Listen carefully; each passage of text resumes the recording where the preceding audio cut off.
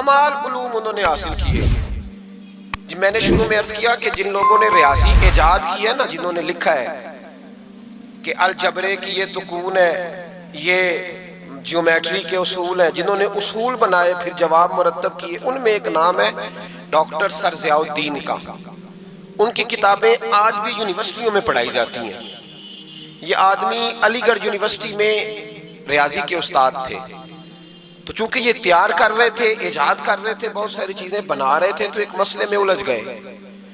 پورے ہندوستان کے ریاضی دانوں کو خط لکھے. جب مسئلہ حل نہ ہوا تو انہوں نے ارادہ کیا کہ آسٹریلیا جاؤں، وہاں ایک سنا ہے بڑا اچھا ریاضی دان ہے. ویزا اپلائی کر دیا، ٹکٹ بنوا لی. ان کے ایک کلیگ تھے یونیورسٹی میں جو اسلامیات کے استاد تھے، ان کا نام تھا سید سلیمان اشرف بہاری. وہ اعلیٰ حضرت کے مرید اور خلیفہ تھے، یونیورسٹی میں پڑھاتے تھے. تو ان سے ملاقات ہو گئی سر رات. وہ کہنے لگے شاہ جی میں ایک مسئلے میں الجھ گیا ہوں ریاضی کے، میرے لیے دعا کرنا. تو شاہ جی ورکر آدمی تھے، ورکر بندے کا کام ہوتا ہے بندے کو قابو کرنا. شاہ جی کہنے لگے کیا مسئلہ ہے؟ کہنے لگے ریاضی کا مسئلہ ہے، تو میں آسٹریلیا جا رہا ہوں بس. شاہ صاحب کہنے لگے آسٹریلیا بعد میں جانا، پہلے میرے پیر سے مل لو. تو جو مولویوں کے بارے میں آج لوگوں کا ذہن ہے، اس زمانے میں بھی وہی تھا کہ ان کو کیا پتا، مولوی صاحب کو کیا پتا ہیں جی. وہ جو بی اے کر لیتا ہے وہ درس نظامی کے عالم سے آ کے پوچھتا ہے تمہاری تعلیم کتنی ہے. وہ خدا کے بندے، اس نے درس نظامی پڑھا ہوا ہے. وہ کہتا ہے جی میں درس نظامی کا عالم ہوں. نہیں وہ تو ٹھیک ہے، پڑھے ہوئے کتنا ہے بھئی، وہ کیا بتائے تمہیں، کیا بات کرتے ہیں صاحب. بیٹے بیٹھ شاباش. تو اعلیٰ حضرت کے پاس وہ جب کہا نا کہ میرے پیر کے پاس چلے، تو وہ کہنے لگے سر ضیاء الدین کے میرے دل میں خیال آیا کہ مولوی صاحب کا ریاضی سے کیا تعلق، پر زبان سے میں نے نہیں کہا. اچھا جی ٹائم ملتا ہے تو چلتے ہیں. کہتے شاہ جی پھر اگلے دن ملے سٹاف روم میں، تو کہنے لگے چلیں پھر اعلیٰ حضرت کے پاس. میں نے کہا ٹائم ملتا ہے تو چلتے ہیں. تیسرے دن پھر چلے. پھر میں نے کہا میں تو اس کو بتا کے مصیبت ہی گلے ڈال لی ہے، یہ تو جان ہی نہیں چھوڑ رہا، اب جانا ہی پڑے گا. کہنے لگے کل چلیں گے. وہ کہتے ہیں وہی سوٹڈ بوٹڈ پینٹ کوٹ جو رواج ہوتا ہے کالج کے لوگوں کا، اسی انداز میں میں پہنچا. عصر کے بعد ہم بریلی شریف پہنچے. امام احمد رضا عصر کے بعد باہر بیٹھتے تھے، ایک کپ چائے کا لیتے تھے، سوجی کے 2 بسکٹ کھایا کرتے تھے. ان کی عادتیں، مجھے اللہ نے موقع دیا بریلی شریف میں رہنے کا. میں نے وہ جگہ بھی دیکھی ہے جہاں میرے اعلیٰ حضرت بیٹھا کرتے تھے. اعلیٰ حضرت رحمت اللہ تعالیٰ علیہ وہاں بیٹھتے تھے، لوگ آتے تھے. سید سلیمان اشرف صاحب پہنچے، السلام علیکم حضور یہ میرے کلیگ ہے، ریاضی کا ایک مسئلہ ہے. تو اعلیٰ حضرت نے فرمایا چائے منگاؤ.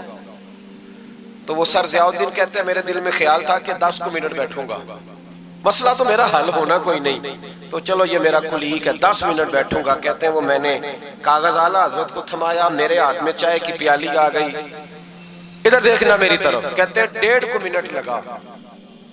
اعلیٰ حضرت نے چند لائنیں کھینچی، اور جب انہوں نے میرے ہاتھ میں مسئلہ پکڑایا تو چائے کی پیالی میرے ہاتھ سے گر گئی. میرا مسئلہ جو کوئی حل نہیں کر سکا وہ کر دیا. تو میں نے کہا حضور یہ آپ نے کیسے، میں ہوتا نا اعلیٰ حضرت کی جگہ تو میں نے کہنا تھا جناب بڑے پڑھے ہیں استاد، بڑے قابل تھے، ہمارے تو بائیں ہاتھ کی کھیل ہے. پر وہ اعلیٰ حضرت تھے نا، عاجزی بھی اعلیٰ درجے کی تھی. میرے امام فرمانے لگے یہ لو. کہا حضور آپ نے ریاضی کہاں پڑھی؟ فرمانے لگے ذرا لفظ دیکھیے، فرمانے لگے فقیر کا ریاضی سے کیا تعلق؟ فقیر کا ریاضی سے، میں تو رسول اللہ کے دین کا چھوٹا سا طالب علم ہوں، اگر پڑھوں گا تو یا اللہ کا قرآن پڑھوں گا یا محمد عربی کا فرمان پڑھوں گا. میرا کیا تعلق؟ وہ تو ہمارے پاس لوگ وراثت کا مسئلہ پوچھنے آتے ہیں کہ ایک شخص انتقال کر گیا تو اس کی بیٹی کو کتنا ملے گا، تو بیٹے کو کتنا ملے گا، تو بیوی ہے تو کتنا ملے گا، اور اگر بچے نہیں تو بہن بھائی کو کتنا ملے گا. تو اس کے لیے نا میں نے تھوڑی سی ریاضی سیکھی تھی. ہمارا ریاضی سے کیا رشتہ؟ میں نے تو ریاضی بھی لوگوں کو نبی پاک کا دین سمجھانے کے لیے سیکھی ہے. تو وہ شخص اٹھ کے کھڑا ہوا، اعلیٰ حضرت کے ہاتھ چومے، اور چوم کے کہنے لگا مولانا آپ کو تو نوبل انعام ملنا چاہیے، لیکن سچے غلام تھے نا میرے نبی پاک کے. اعلیٰ حضرت فرمانے لگے تو نوبل انعام کو چھوڑ، تو چیڑے پہ داڑھی رکھ، 5 نمازیں پڑھا کر، سمجھ مجھے انعام مل گیا. تو سچا غلام بن جا حضور کا، سمجھ مجھے انعام. بھائی یہ ان کے علم کا، فقاہت کا یہ عالم تھا. میری بات پہ توجہ کریں جی، باتیں نہ کریں. اعلیٰ حضرت رحمت اللہ تعالیٰ علیہ اس طرح علوم حاصل کیے. پھر ذرا آگے دیکھیے گا. پھر انہوں نے پہرا دیا ساری زندگی, غلط باتیں نہیں آنے دی. مسلمان متاثر بڑی جلدی ہوتا ہے, یورپ کی پکی سڑکیں دیکھ کے متاثر ہو جاتے ہیں, بس تھوڑا سا اصول صحیح تو متاثر ہو گئے. تو بھی اصول پہ عمل کرنا تاکہ ہمارا بھی ملک اچھا ہو جائے. مسئلہ تو عمل کرنے کا ہے نا, وہ عمل کوئی بھی نہیں کرتا. تو بس باتیں ہی باتیں. اعلیٰ حضرت متاثر نہیں ہوتے تھے, کہتے تھے کافر کو متاثر ہونے والی چیز ہے, متاثر نہیں ہوتے. اعلیٰ حضرت کے زمانے میں سائنسدانوں نے کہا زمین گھومتی ہے. آج بھی ہمارے بچے پڑھتے ہیں نا زمین گول ہے, زمین پڑھتے ہیں کالجوں میں. اعلیٰ حضرت فرمانے لگے پاگلو, جب نبی پاک صلی اللہ علیہ وسلم کا فرمان موجود ہے کہ جب اللہ نے زمین کو پیدا کیا تو یہ کانپنے لگی. رب کریم نے پہاڑ بطور میخے بنا کے اس میں لگا دیے, پہاڑ بطور میخوں کے قلعے بنا کے لگائے. زمین ٹھہر گئی. جب حضور نے کہہ دیا ٹھہر گئی تو میں کیسے مان جاؤں گھومتی ہے؟ ہم نبی پاک کی بات مانیں گے کہ سائنسدان کی بات مانیں گے؟ اعلیٰ حضرت نے پوری کتاب لکھی ہے زمین ساکن ہے, اور 521 دلائل دیے.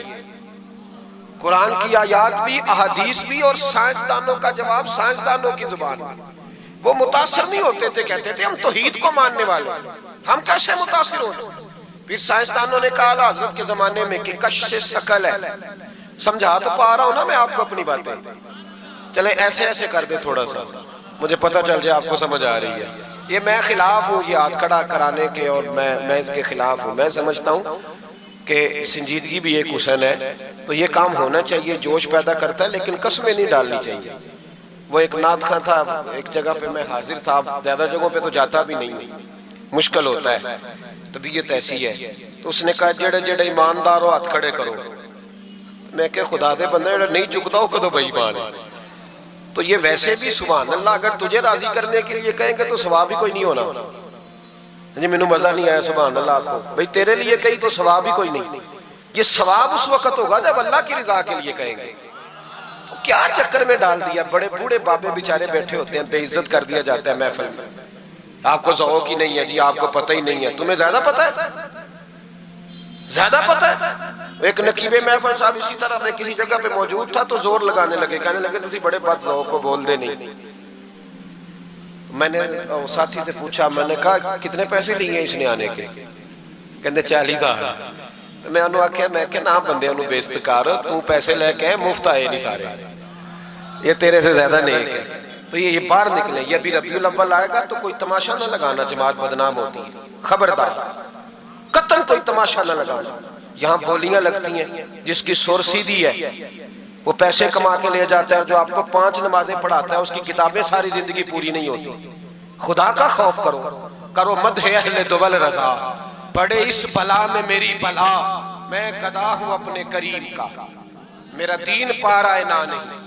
آپ علماء سے بات کریں, اور نعت سننی ہے تو مہربانی کرو, جو ڈیرہ غازی خان میں نعت پڑھتا ہے اس کی بھی سن لیا کرو, وہ بھی حضور کا ذکر ہی کرتا ہے. بس کر دیں, یہ جماعت بڑے سنجیدہ, یہ سٹیج غیر سنجیدہ لوگوں کا نہیں ہے, یہ سٹیج علامہ احمد سعید کاظمی کا ہے, یہ سٹیج محدث اعظم پاکستان مولانا سردار احمد کا ہے, اور یہ سٹیج میرے اعلیٰ حضرت فاضل بریلوی کا سٹیج ہے. ہم کسی کو غیر سنجیدہ کام نہیں کرنے دیں گے, اس لیے مہربانی فرمائیں حق کی طرف توجہ کریں, حق کی طرف. مجھے ایک بچے نے آ کے کہا میرے ابا جی انتقال کر گئے, میں بڑی ساری محفل کرانا چاہتا ہوں. میں نے کہا زیادہ ثواب پہنچانا ہے, اب دیکھو کہ تھوڑا, کہتا جی زیادہ ہی پہنچانا ہے. میں نے کہا جا اپنے شہر میں گھوم, جس عالم کے پاس فتاوی رضویہ نہیں اسے خرید کے دے, تیرے ابے کو زیادہ ثواب ملے گا, جا دے جا کے. اس لیے کہ 18-19 ہزار کی کتاب ہے, جس عالم کی تنخواہ 10,000 ہے وہ کیسے خریدے گا؟ یہ والی نیکی کرو. یہ کس چکر میں قوم لگ گئی؟ مہربانی کریں باہر آئیں. اتنا نقصان کر لیا ہم نے, یا آپ نے قوال امیر کر دیا یا پیر امیر کر دیے. پیر اور جعلی, اصلی لوگوں کی بات نہیں کرتا, جعلی پیر. میرے پاس ایک بچہ آیا کرتا تھا, میں مضمون پہ ہی رہوں گا لیکن یہ باتیں کرنی بھی بڑی ضروری ہے. بچہ آیا تو کہنے لگا جی وہ میرے حضرت صاحب کی یہ کرامت ہے, تو میرے اکثر آتا تھا تو پیر صاحب کی کرامت ہے. ایک دن کو غلطی سے طلاق کا اس کے گھر میں جھگڑا ہو گیا, تو میرے پاس آیا, کہنے لگا مولانا طلاق دے بیٹھا ہوں. تو میں کہا پیر صاحب نے پوچھنا سی مسئلہ, پیر صاحب سے پوچھنا تھا.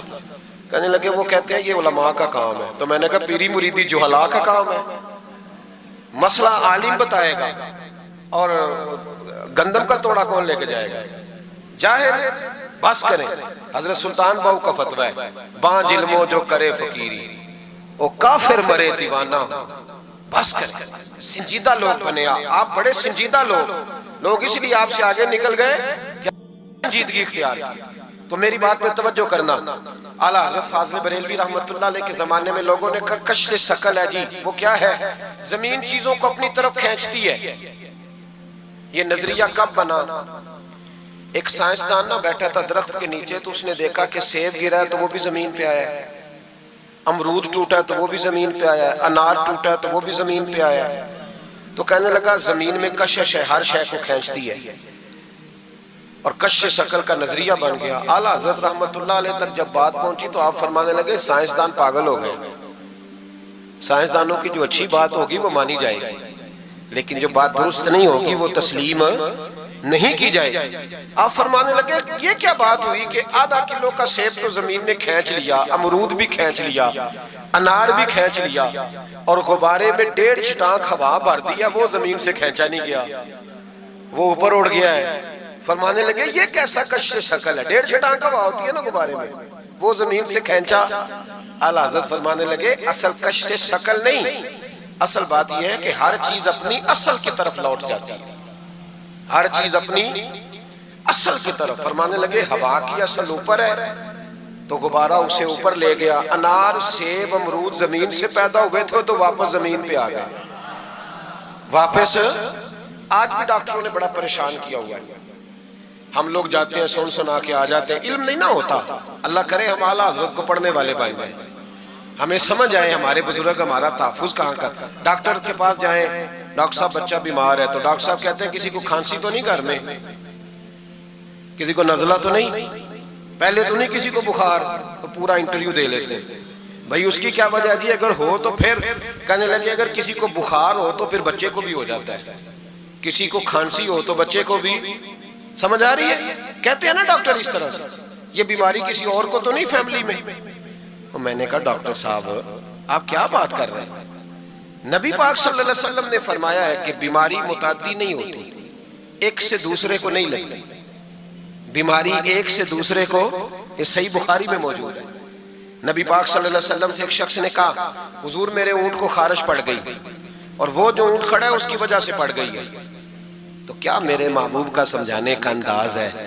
میرے کریم رسول فرمانے لگے تیرے اونٹ کو تو اس اونٹ سے خارش پڑی ہے, بتا اس اونٹ کو کہاں سے پڑی تھی؟ تیرے اونٹ کو تو وہاں سے پڑی, کیسا انداز ہے, اس کو کہاں سے پڑی؟ بندہ چپ کر گیا, کہنے لگا یا رسول اللہ اسے تو قدرتی پڑ گئی ہے. تو حضور فرمانے لگے پھر اسے بھی قدرتی پڑی ہے.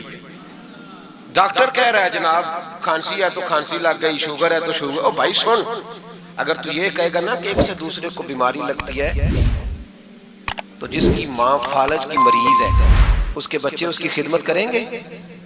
جس کے باپ کے وجود پہ ریشہ پڑ جائے گا بچے قریب جائیں گے کہ ہمیں بیماری نہ لگ جائے؟ اتنی کمزور. ڈاکٹر کہتے ہیں کزن میرج نہ کرو بچے بیمار پیدا ہوتے, اور قوم چپ کر کے سن لیتے. ڈاکٹروں کو بتاؤ کہ ہم ڈاکٹروں پر ایمان نہیں لائے, اللہ رسول پہ لائے ہوئے. ہمارا ایمان اللہ رسول پہ ہے, ڈاکٹر پہ نہیں ہے. جو صحیح بات کرے گا ڈاکٹر وہ مانیں گے, غلط بات نہیں تسلیم کریں گے. یہ میرے اعلیٰ حضرت کی فکر ہے. ڈاکٹر کہتے ہیں کزن میرج نہ کرو بچے بیمار پیدا ہوتے ہیں, تو مولا علی اور حضرت فاطمہ کا رشتہ کیا ہے؟ نبی پاک صلی اللہ علیہ وسلم نے خود اپنے سگے چچا کی بیٹی جناب ام ہانی کو دعوت نکاح دی تھی. کزن میرج میں کوئی مسئلہ ہوتا تو حضور یہ کام کرتے تھے؟ کزن میرج ہو تو بچے بیمار پیدا نہیں ہوتے, کزن میرج ہو تو بچے حسن اور حسین جیسے پیدا ہوتے. اس طرح کے نونہال اللہ تعالیٰ عطا کرتا ہے, ان کے طریقوں پر چلنے والے پیدا ہوتے ہیں. خدا کا خوف کرو. آپ جیسے ایک میں راولپنڈی میں تھا تو ایک بچہ کہنے لگا جی مسواک کے سائنسی فائدے بیان کر دیں, مسواک کے. تو میں نے کہا بیٹے سائنس اگر کہہ بھی دینا مسواک نہیں کرنی چاہیے تو ہم نے پھر بھی کرنی ہے. ساری سائنس کہے نہ کرو تو ہم پھر بھی مسواک, اس لیے کہ مسواک کرنا میرے مصطفیٰ کا طریقہ ہے صلی اللہ. اعلیٰ حضرت نے عقیدہ توحید مضبوط کیا. ایک اور چکر ہے بابا جی کا, بابا جی سرکار جو ایک مہینہ نہ نہائے وہ چھوٹا بابا, اور جو 6 مہینے غسل نہ کرے وہ بڑا بابا. بابا جی کو نماز نہیں سیدھی آتی اور بابا جی سرکار بنے ہوئے, حال ہی کوئی نہیں, جو اللہ کے کھاتے پڑ گئے. اور بابا قسمت کا حال بتا رہا ہے, دروازے پہ روٹیاں مانگنے آتے ہیں, قسمت کا حال بتاتے ہیں, اپنی اتنی خراب ہے کہ مانگتے پھر رہے ہیں, اور قوم بیچاری ہاتھ دکھا رہی ہے, حال بتا رہی ہے, اپنا یہ بیڑا غرق ہوا. مجھے آپ کا تو نہیں پتا, ہمارے دیہاتوں میں نا یہ کبھی کبھی سونا بھی ڈبل کرتے تھے مانگنے والے. یہاں بھی ہوتا ہے یہ کام جی, وہ سونا لاؤ جی تمہارا سونا ڈبل کر دے. پتہ تب چلتا ہے جب سنگل بھی غائب ہو جاتا ہے. باووں کے لگ گئے, پھوکوں پہ لگ گئی. مجھے ایک شخص کرامت سنانے لگا, کہنے لگا میرے حضرت صاحب کے پاس لوگ دور دور سے دم کرانے آتے ہیں. اور میں نے کہا دم کرانا جائز ہے, تعویذ دینا جائز ہے, لیکن میں نے کسی حدیث میں نہیں پڑھا کہ کوئی بندہ یمن سے حضور کے پاس دم کرانے آیا ہے, مصر سے دم کرانے آیا ہے. دم کرانا بالکل درست ہے, ہم خود کرتے کراتے ہیں, لیکن یہ اصل دین نہیں. نبی پاک کے پاس نہ کوئی شام سے تعویذ لینے آیا نہ دم کرانے آیا. رسول پاک کے پاس تو جو بھی آیا کرتا تھا نبی پاک کا دین ہی سیکھنے آتا تھا. تو دین کی بات کر, دم درود کی نہ سنا, یہ تو ضمنی بات ہے, یہ تو ذیلی بات ہے. اعلیٰ حضرت دروازے پہ کھڑے تھے, ایک بابا مانگنے والا آ گیا. اعلیٰ حضرت سے کہنے لگا 10 روپے دو ورنہ آپ کا مکان الٹ دوں گا. یہ نفسیاتی قبضہ کر لیتے ہیں. تو ماں بھی بڑیری کہتی ہے دے دو, کئی واقعی نہ الٹ دے. اعلیٰ حضرت نے یہ عقیدہ نہیں ہمیں سکھایا کہ ہم رسیوں سے ڈرتے پھریں. اتنا کمزور ایمان, لوگ اپنے سائے سے ڈرنے لگ گئے. بابا جی کہہ گئے, اور چھوڑ بابا جی کے منہ سے کون سا قرآن حدیث نکلتا ہے, بس کر دے, کس چکر میں قوم کو ڈال دیا. اعلیٰ حضرت رحمت اللہ علیہ دروازے پہ کھڑے, فکر رضا سے مینار ہے نا, تو سنو پھر فکر رضا کیا ہے, سنو پھر یہ رضا کے نیزے کی مار ہے کہ عدو کے سینے میں غار ہے, کسے چارہ جوئی کا وار ہے کہ یہ وار وار سے پار ہے. اعلیٰ حضرت رحمت اللہ علیہ دروازے پہ کھڑے تھے, بابا جی آ گئے, کہنے لگے 10 روپے دو. 10 روپے کا معنی اس زمانے میں یہی تھا جو آج 10,000 کا معنی ہے. 10,000 مانگ لیا, کہنے لگا دو نہیں تو مکان الٹ دوں گا. اعلیٰ حضرت فرمانے لگے تو 10 کے 20 مانگ, میں دینے کو تیار ہوں, پر مکان الٹنے والی بات غیر شرعی ہے, یہ واپس لے لے. شریعت تجھے یہ کہنے کی اجازت, میری باتوں کی سمجھ آ رہی ہے آپ حضرات کو؟ وہ کہنے لگا جی میں نے الٹ دینا ہے. اعلیٰ حضرت کی والدہ بوڑھی عورت اندر سے بولی, کہنے لگی احمد رضا دے دو, فقیروں سے نہیں الجھتے. اعلیٰ حضرت فرمانے لگے اماں جو سچا فقیر ہو میں تو اس کے قدموں میں بیٹھنے کو تیار ہوں, پیر چومنے کو تیار ہوں. ہم تو نسبتوں پہ مر مٹنے والے لوگ, لیکن بات وہ کرے جو رسول اللہ کی شریعت اجازت دیتی ہے. جس کی اجازت نہیں دیتی ہم وہ بات کرنے کی سے اجازت نہیں دیں گے. اس نے کہا جی میں نے الٹ دینا ہے. اتنی بات ہوئی تو اعلیٰ حضرت کے جو شہزادے تھے نا چھوٹے, مفتی اعظم ہند مولانا مصطفیٰ رضا خان صاحب, وہ مکان کی دوسری چھت پر, ڈبل سٹوری مکان تھا تو اوپر والی چھت پہ کھیل رہے تھے. ان کا پیر پھسلا, وہ گردن کے بال اندر گر گئے, اندر سے شور اٹھ گیا, بچہ گر گیا. بچہ وہ فقیر بھی سیدھا ہو گیا, دیکھا نہ نہیں نہ پیسے دیے. تو شہزادے گردن کے بال گرے اوپر والی منزل سے. لیکن سنیوں کدھر کھو گئے میں اور آپ. میرے اعلیٰ حضرت کا عقیدہ سنو, فاضل بریلوی اندر نہیں گئے, حالانکہ حضور علیہ السلام کا فرمان موجود ہے کہ اولاد آدمی کو بزدل کر دیتی ہے, اولاد کے ہاتھوں بندہ کمزور ہو جاتا ہے. اندر نہیں گئے, وہیں کھڑے رہ کے کہنے لگے اماں میرا ایک بیٹا ہے, میرا 1000 بھی ہو تو میں سارا نبی پاک کی شریعت پہ قربان کر دوں گا, لیکن کسی باوے کی میں غلط بات ماننے کو تیار ہے.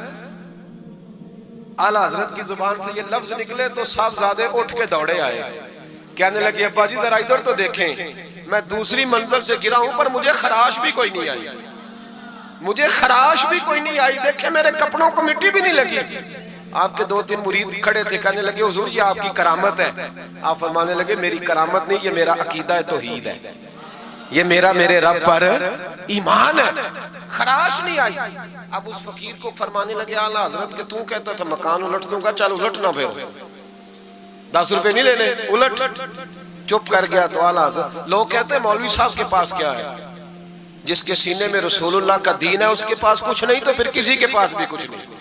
ہاں ذمہ داری سے کہہ رہا ہوں, کسی کے پاس کچھ نہیں. اگر جس کے سینے میں قرآن و سنت کا نور ہے اگر اس کے پاس ہی کچھ نہیں. سنو, اعلیٰ حضرت نے اپنا جوتا الٹ دیا, فرمانے لگے اگر طاقت ہے تو میرا جوتا سیدھا کر کے دکھا. تو مکان الٹنے کی بات کرتا ہے نا. پنجابی کا ایک شعر ہے, آپ کی سمجھ میں آ گیا تو ٹھیک ہے, نہ آیا پھر بھی ٹھیک ہے. وہ ایک پنجابی کے درویش کہا کرتے تھے, ایک سٹ تے پکھڑا کوار گندل, اسی اور بھی بوٹیاں جاننے ہیں. پتہ ہے ہمیں سارے گروہوں کا ہے, چلو کرامت نہ دکھائیں تو بات الگ ہے, پر خبر ہمیں ہے. فرمایا چلو سیدھا کرو. اس نے پورا زور لگایا پر جوتا سیدھا, پسینے آ گئے تو کہنے لگا جی میں معافی مانگتا ہوں, آج کے بعد ایسی بات نہیں کروں گا. اعلیٰ حضرت ولی تھے تو ولی سخی ہوتا ہے, جیب سے ہاتھ نکالے, فرمایا تو 10 مانگتا تھا, اللہ 20 لے کے جا, لیکن غیر شرعی بات خدا را بس کرو. جو ہمیں ہمارے بزرگوں نے نظریات دیے ان پر قائم رہو. عقیدہ رسالت. اعلیٰ حضرت کے زمانہ مبارکہ میں ایک مولانا نے کہہ دیا کہ حضور کے بعد بھی کوئی نبی آئے تو ختم نبوت میں فرق نہیں پڑتا. توجہ ہے میری بات پر؟ ادھر دیکھو میری طرف. اعلیٰ حضرت نے پتہ کیا جواب دیا؟ اعلیٰ حضرت فرمانے لگے تو کہتا ہے آ جائے تو فرق نہیں پڑتا, ہم کہتے ہیں آئے کیوں حضور کے بعد؟ ہمیں ضرورت ہی کوئی نہیں, ہمیں کوئی حضور نے کمی چھوڑی, ہمیں حاجت ہی نہیں, آئے کیوں؟ اعلیٰ حضرت نے فتویٰ کفر دیا. ایک مولانا اٹھے تو کہنے لگے جیسا علم نبی پاک کو ہے ویسا جانوروں پاگلوں سب کو ہے. پھر وہ کہنے لگے میری بات کا یہ مطلب تھا وہ مطلب تھا, سچے دل سے, بڑے ٹھنڈے دماغ سے. دیکھیں میں کوئی اونچا نہیں بول رہا, کوئی جوش میں نہیں ہوں. دیکھو ایک بندہ کہتا ہے جیسا علم نبی پاک کو مثال دیتا ہے کہ ایسا عطائی علم تو جانوروں پاگلوں سب کو حاصل ہے. وہ کہتا ہے جی میرا یہ مطلب ہے, میرا وہ. ہمارا سوال یہ ہے کہ تجھے یہ بات کہنے کی ضرورت کیا ہے؟ بولے ہے کوئی ضرورت؟ نہیں تسی بول دے نہیں یار, ہاں تو کر دے, ہے کوئی ضرورت؟ بھئی مطلب جو بات میں بیان کرنا ہے کہ یہ مطلب تھا تو وہ مطلب تھا, تو یہ بات کہنی چاہیے, کیوں کہی؟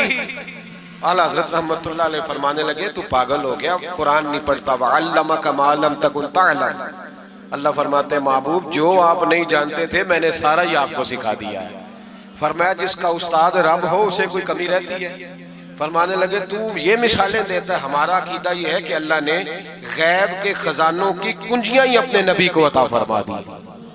ایک مولانا اور اٹھے, کہنے لگے نماز میں نبی پاک کا خیال آئے تو نماز ٹوٹ جاتی ہے. لوگ کہتے ہیں لڑو نہ, ہم نہیں لڑ رہے بھائی, ہم تو امت کو اکٹھا کرنا چاہتے ہیں. لیکن ادھر دیکھو نا, آپ کے سامنے کوئی بندہ کھڑا ہو کے کہہ دے کہ نبی پاک کا خیال آئے تو نماز ٹوٹ جاتی ہے, تو آپ اس کے گلے میں پھولوں کا ہار ڈالیں گے؟ کیوں؟ مربت کرو نا, مربت کا درس دے رہے ہو, مربت کرو. چلے آپ کو ایک مثال دیتا ہوں بڑی سادی. اس نے کہا جی حضور کا خیال آئے تو نماز ٹوٹ جاتی ہے. نماز میں آپ درود شریف کے بعد دعا پڑھتے ہیں, دعا کون سی ہے؟ ربنا اغفر لی, آتی ہے نا آپ سب کو, پڑھیے ذرا ربنا اغفر لی. اس کا ترجمہ کیا ہے؟ یا اللہ مجھے بھی بخش دے اور میرے ماں باپ کو بھی.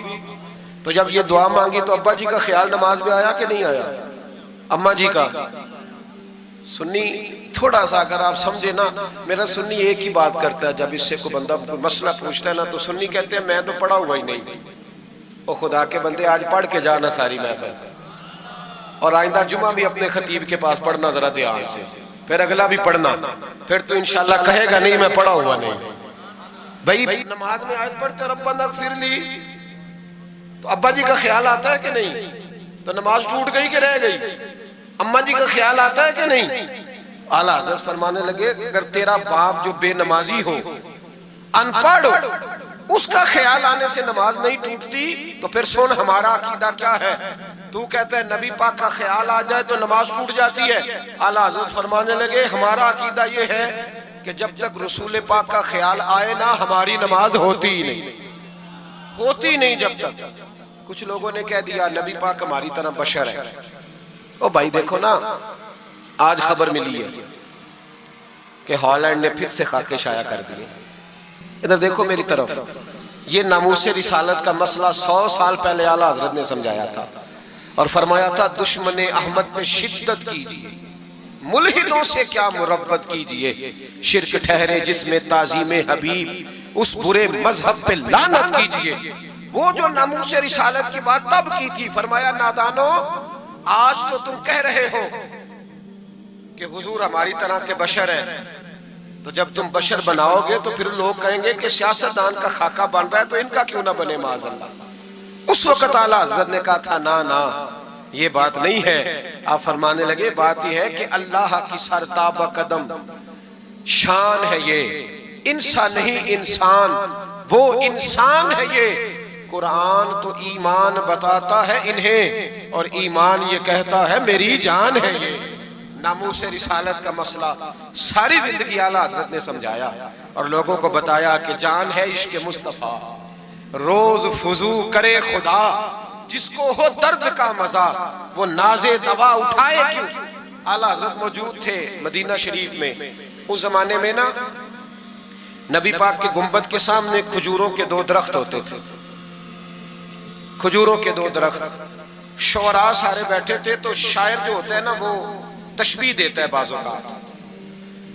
تو شاعر نے شعر کہا، کہنے لگا یوں ہے درخت حضرت والا کے سامنے. توجہ ہے میری بات پر. حضور کے گنبد کے سامنے کھجوروں کے 2 درخت ہیں. شاعر نے شعر لکھا، یوں ہے درخت حضرت والا کے سامنے، مجنوں کھڑا ہو خیمہ لیلا کے سامنے. اعلیٰ حضرت فرمانے لگے یہ شعر میرے نبی پاک کی شان کے لائق. فرمانے لگے تم نے حضور کے خیمے کو، نبی پاک کے گنبد کو لیلا کا خیمہ بنا دیا، یہ کیا بات ہوئی؟ تو لوگ مانتے بھی نہیں، نہ وہ بھی نہ مانے. کہنے لگے جی اعتراض کرنا آسان ہے، شعر کہنا مشکل ہے، آپ بتائیں شعر کیسے کہنا چاہیے. فرمایا لفظ وہ کہو جو حضور کی شان کے لائق ہے، جو شان کے لائق نہیں وہ لفظ نہ کہو. شعر کیا کہا؟ کہنے لگے یوں ہے درخت حضرت والا کے سامنے، مجنوں کھڑا ہو خیمہ لیلا کے سامنے. اعلیٰ حضرت فرمانے لگے غلط ہے تشبیہ. کہا جی آپ بتا دیں. تو اعلیٰ حضرت فرمانے لگے سنو پھر، یوں ہے درخت حضرت والا کے سامنے، قدسی کھڑے ہیں عرش معلیٰ کے سامنے. گویا قدسی کھڑے ہیں عرش. یہ فاضل بریلوی رحمت اللہ علیہ کا انداز ہے.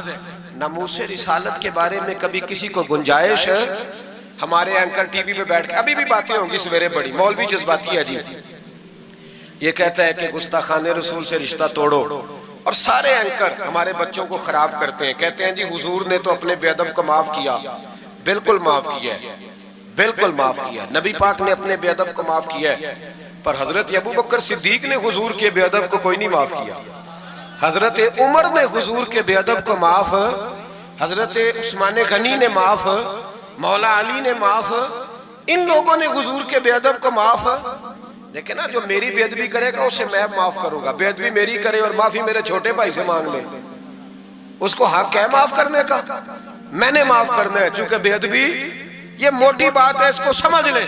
اس اجتماع میں میں حکومت پاکستان کو مشورہ دیتا ہوں، بڑا بڑا ٹھنڈا مشورہ دیتا ہوں کہ اگر بچنا چاہتے ہو نا تو ان سے تعلق توڑ لو اور انہیں سخت جواب دو، بچ جاؤ گے.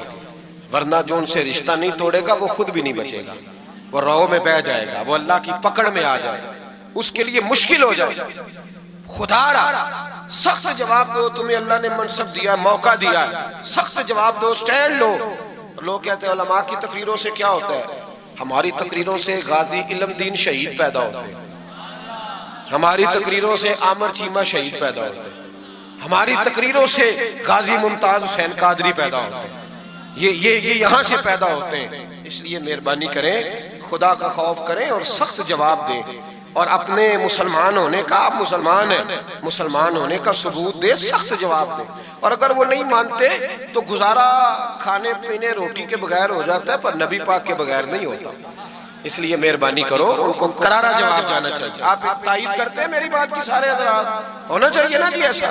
اللہ آپ کو جزا دے. آگے بڑھیے. اعلیٰ حضرت رحمت اللہ تعالیٰ علیہ نے علم سکھایا لوگوں کو. ان کا کمال پتہ کیا تھا؟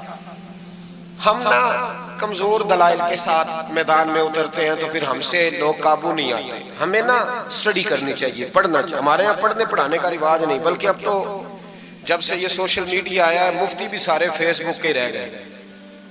ایک صاحب پوچھتے ہیں جی وہ فیس بک پہ میں نے پڑھا تھا. تو میں نے کہا فیس بک کس کتاب کا نام ہے؟ کس کتاب کا نام ہے؟ اس پہ تو جو جس کا دل کرتا ہے. اچھا بھی، اس کا فائدہ بھی ہے، لیکن مہربانی کریں جب آپ نے پڑھنا ہو نا تو پھر آپ کسی مستند کتاب سے پڑھیں، پھر اس کتاب کا حوالہ کوٹ کریں تاکہ مانا جائے. اعلیٰ حضرت مسئلہ بتانا بھی جانتے تھے اور منوانا بھی جانتے تھے.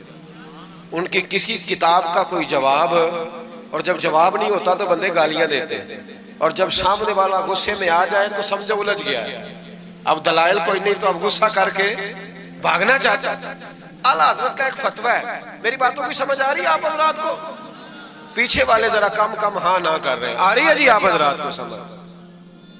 ماشاءاللہ کورم بھی پورا ہو گیا آپ کا، تھوڑی توجہ کریں میری بات پر۔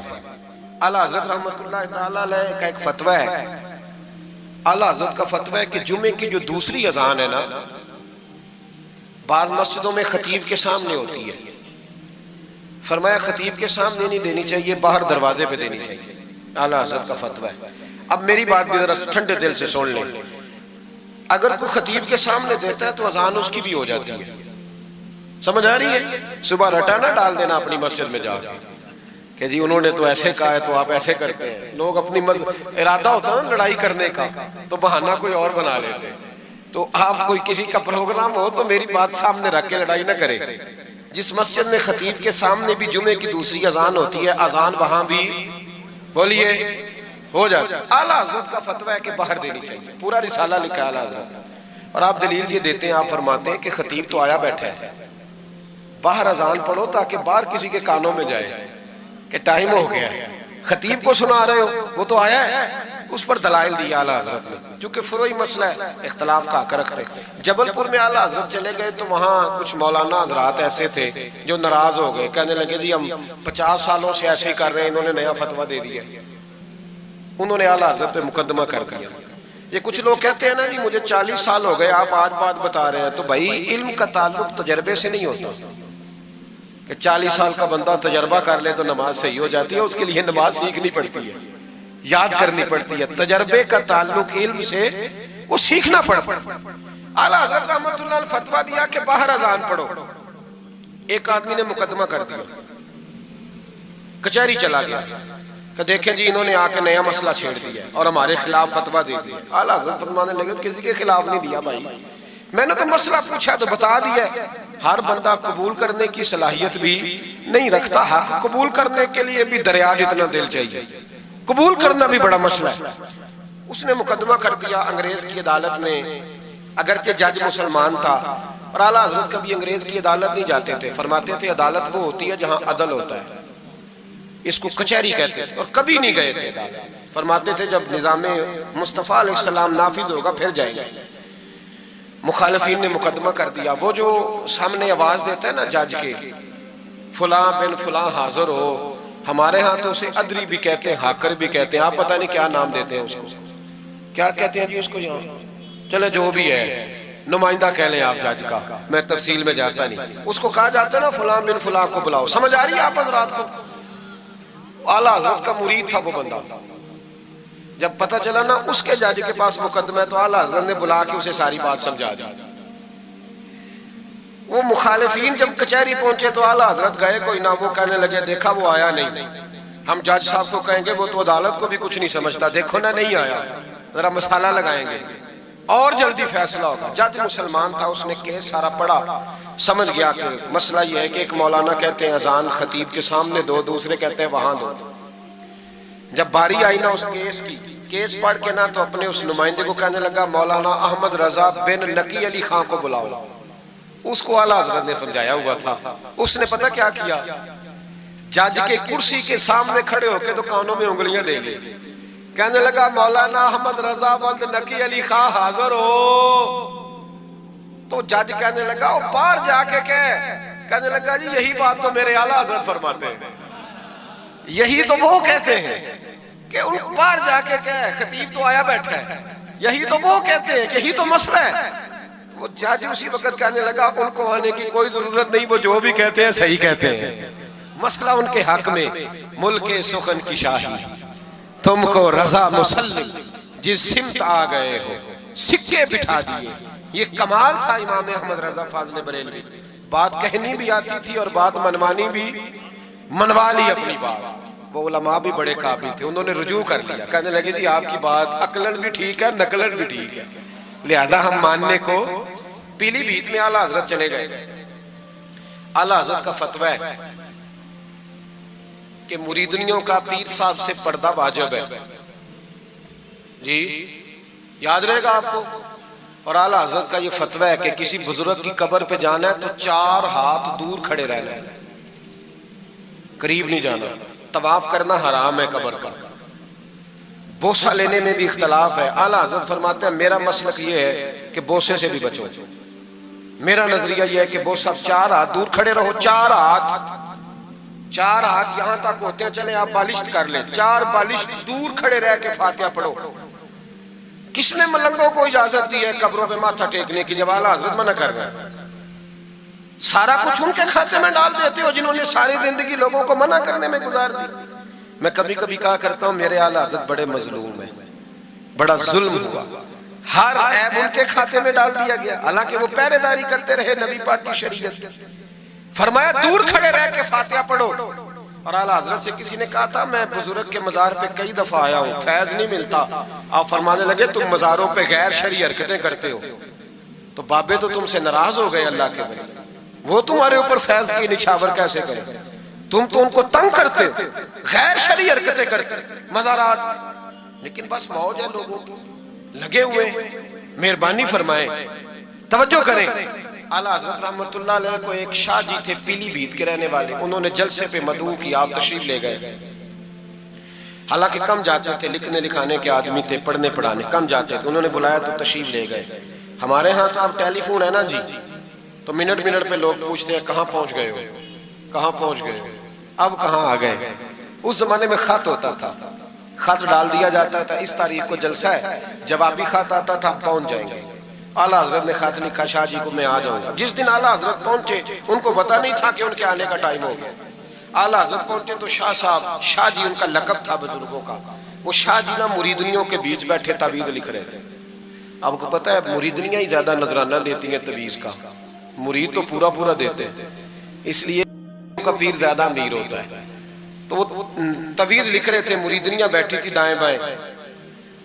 اعلیٰ حضرت جیسے ہی پہنچے نظر پڑی. اب تو بڑی مصیبت ہے، کوئی روکنے والا نہیں. اب تو جعلی پیر کی صدارت میں لوگ جلسہ کر لیتے ہیں، اسے تصدیق ہو جاتی ہے. اتنے بڑے مفتی بیٹھے تھے میرے جلسے میں.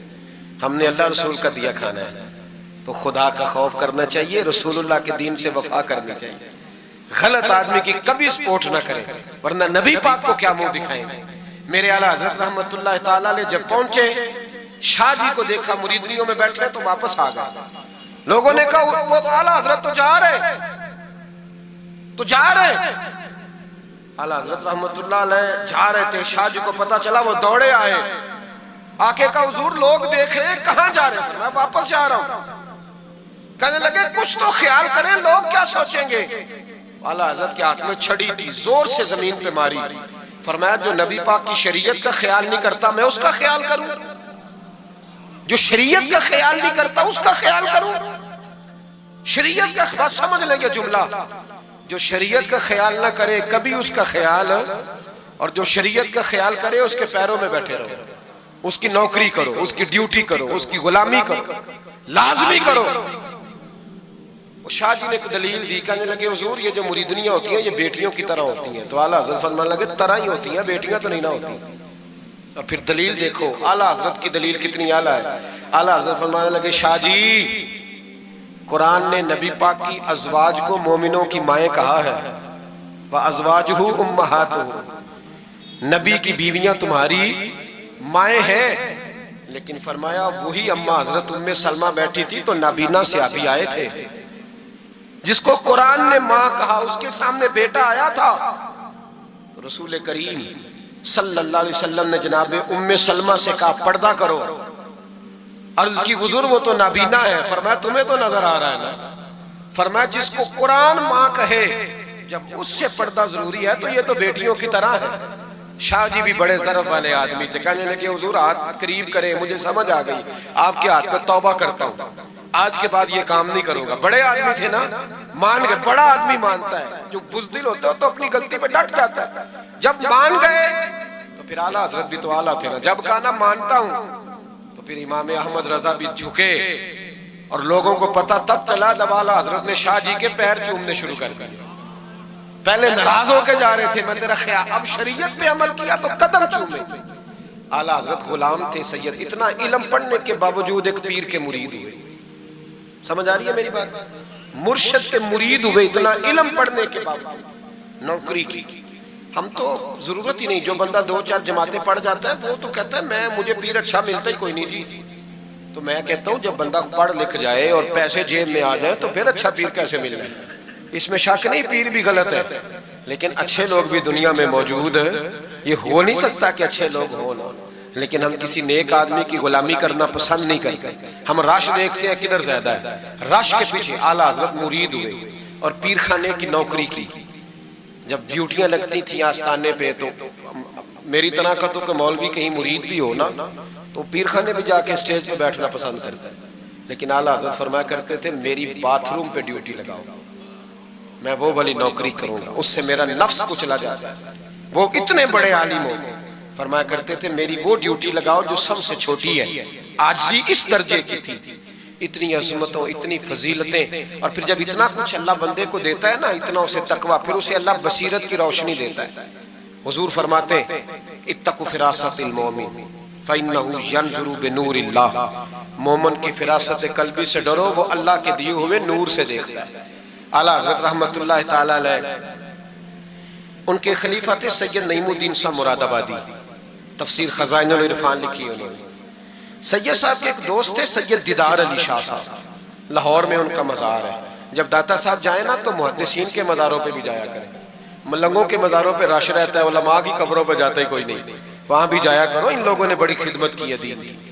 حضرت سید دیدار اور داتا صاحب تو پھر دیکھیں نا ان کی کتاب پڑھیں, داتا صاحب صوفیاء کے بھی امام ہیں, علماء کے بھی امام ہیں, کمال کر دی.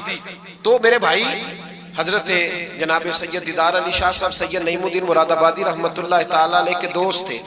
سید دیدار علی شاہ صاحب رحمت اللہ علیہ ملنے گئے سید نعیم الدین صاحب سے, تو سید نعیم الدین صاحب تیار تھے بریلی شریف جانے کے لیے. سید نعیم الدین صاحب بریلی جانے کو تیار تھے.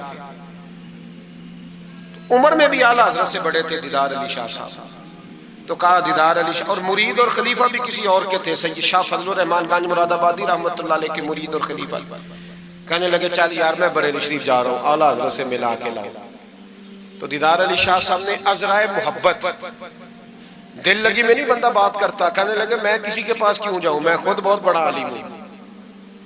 کہا چلو یار امام احمد رضا کے پاس چلے. کہنے لگے وہ میں نے سنا ہے کہ وہ ذات کے پٹھان ہے اور طبیعت کے سخت ہے, میں نہیں جاتا. انہوں نے زبردستی منوایا, کہنے لگے چل یار چلتے ہیں. لے گئے ساتھ. بریلی شریف جب پہنچے نا تو عصر کی جماعت کی آخری رکعت تھی, جماعت اتحیات میں بیٹھی تھی. پہنچ گئے. اب سید نعیم الدین صاحب سید دیدار علی شاہ صاحب سے کہنے لگے کہ شاہ جی وضو ہے؟ کہنے لگے نہیں میرا نہیں. کہنے لگے میرا ہے, میں جماعت میں جاؤں؟ کہ آپ جائیے. وہ جا کے جماعت میں شامل ہو گئے. سید دیدار علی شاہ صاحب کہتے ہیں میں کنویں پہ ایک طالب علم تھا, چھوٹا سا پانی نکالا ہوا تھا اس نے, میں سمجھا کوئی بچہ ہے جس کی ڈیوٹی لگی ہے وضو کرانے. ہمارے مدرسے کے بچوں کے ساتھ بھی بڑا ظلم ہوتا ہے نا, وہ دال جو کوئی نہیں کھاتا وہ مدرسے میں پکتی ہے. ہاں ہاں بڑا ظلم ہوتا ہے ان بچوں کے ساتھ, اس کی پوری داستان ہے, کبھی کو مجھ سے پوچھے تو میں بتاؤں. بہت بڑا ظلم ہوتا ہے. ایک محتمم صاحب ایک دن کہہ رہے تھے تنظیم المدارس کی میٹنگ میں کہ میں نے جی کبھی مدرسے کا کھانا چکھا نہیں, میرے لیے جائز نہیں تو میں چکھتا نہیں. میں نے کہا صاحب اب چکھنا, اور میری خواہش ہے آپ بھی وہی کھانا کھائیں جو یہ بچے کھاتے ہیں. یہ رسول اللہ کے دین کے طالب علم ہے, اس لیے ان کے ساتھ ظلم ہوتا ہے. مجھے یونیورسٹیوں میں جانے کا موقع ملتا ہے, 2-3 دن پہلے بھی میں نیشنل ٹیکسٹائل یونیورسٹی فیصل آباد لیکچر دینے گیا تھا. ٹھاٹ پاٹ ہے یونیورسٹیوں کے بچوں, ان کا کیا اشر کرتا ہے, نہ سونے کو جگہ نہ بیٹھنے کو جگہ. وہ جو شور والے نعت خواں تھے وہ پجاروں میں گھومتے ہیں, اور یہ نبی پاک کے دین کے طالب علم رات کی دال پڑی ہے تو کہتے ہیں تھوڑا پانی ڈال کے اس کو کھا لو. یہ ظلم ان کے ساتھ کرتے ہو. اور پھر میں بڑی تکلیف سے بات کرنے لگا ہوں. حدیث بیان کی جاتی ہے کہ طالب علم کے قدموں کے نیچے فرشتے پر بچھاتے ہیں, نیچے فرشتوں نے پر بچھائے ہوئے ہیں اور ان کی گردن پر قربانی کی کھالیں لادی ہوئی ہیں جیسے گدھے پہ لادی جاتی ہے. اس کے بارے میں حدیث آئی تھی. اللہ کا خوف نہیں آتا. آپ نے اور میں نے مدرسے کے بچوں کو عزت نہیں دی, اس لیے مدارس کی رونقیں ختم ہو گئی. اور مجھے شکوہ ہے مدارس چلانے والوں سے, ان سے پیار کرو. یہ غریب گھروں کے ہوتے ہیں, یہ غریب گھروں کے ہوتے ہیں. ان کی مائیں بھیجتی ہیں کہ چلو کچھ بن جائیں, لیکن ان کے ساتھ جو سلوک ہوتا ہے وہ اچھا نہیں ہوتا. ان کے ساتھ ان کی ڈیوٹی ہے، سارے مدرسے کی اینٹیں انہوں نے اٹھانی ہے، ساری نوکریاں ان قریبوں نے کرنی ہے۔ خدا را ڈرو اللہ تعالیٰ سے۔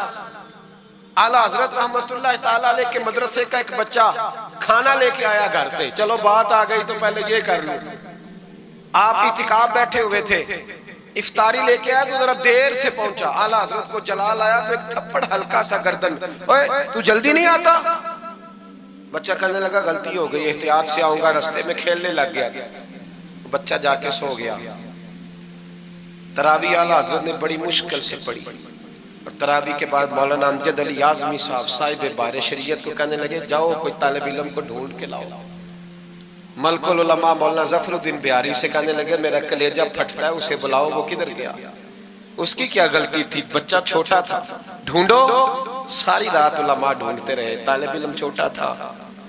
بڑی تکلیف میں ہوتے ہیں یہ بچے۔ ہم نے یہ وقت گزارا ہے، میں دیر سے جب جلسے سے آتا ہوں تو میں ان کی رضائیاں سیدھی کرتا ہوں، میں ان کے کپڑے دیکھتا ہوں، میرا کلیجہ پھٹتا ہے۔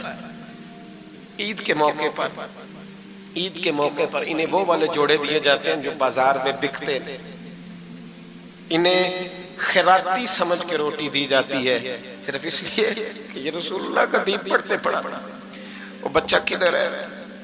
اس کو بلاؤ۔ سارے علماء ڈھونڈتے رہے لیکن وہ طالب علم ملا نہیں، سارے ڈھونڈتے رہے۔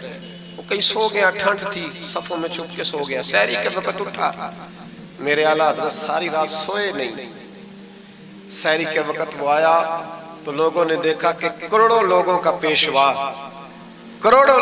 پیشوا، بے حساب فضائل رکھنے والا عالم دین امام احمد رضا ایک غریب طالب علم کے سامنے التحیات کی حالت میں بیٹھ کے ہاتھ باندھ دیے اور کہنے لگے بھول گیا تھا، بوڑھا ہو گیا ہوں نا، کچھ باتیں ذہن سے اتر جاتی ہیں، معاف کر دے بیٹا، غلطی ہو گئی۔ جتنے علماء تھے رونے لگے، حضور آپ یہ کیا کہہ رہے ہیں؟ فرمایا یار چھوٹا سا پھول سا دل تھا بیچارے کا، ٹوٹ گیا ہو، چل معاف کر دے، آئندہ نہیں کرتا۔ کہنے لگا حضور آپ جیسے راضی ہیں میں بھی راضی ہوں۔ پھر فرمانے لگے یار نابالغ تو معاف کرنے کا بھی حق نہیں رکھتا۔ پھر اس کا ہاتھ پکڑ کے اپنے چہرے پہ مارا، بدلہ لے لے۔ پھر جیب سے پیسے نکال کے دیے اور پھر کہنے لگے امجد علی، ظفر الدین، دیکھ رہے ہو نا سارے، میں نے بدلہ بھی دیا ہے، معافی بھی مانگی ہے، اور میں نے پیسے بھی دیے ہیں۔ اگر اللہ نے قیامت کے دن اس طالب علم کے بارے میں پوچھا تو میری گواہی دو گے نا؟ کہو گے نا یا کہو گے نا؟ او بھائی،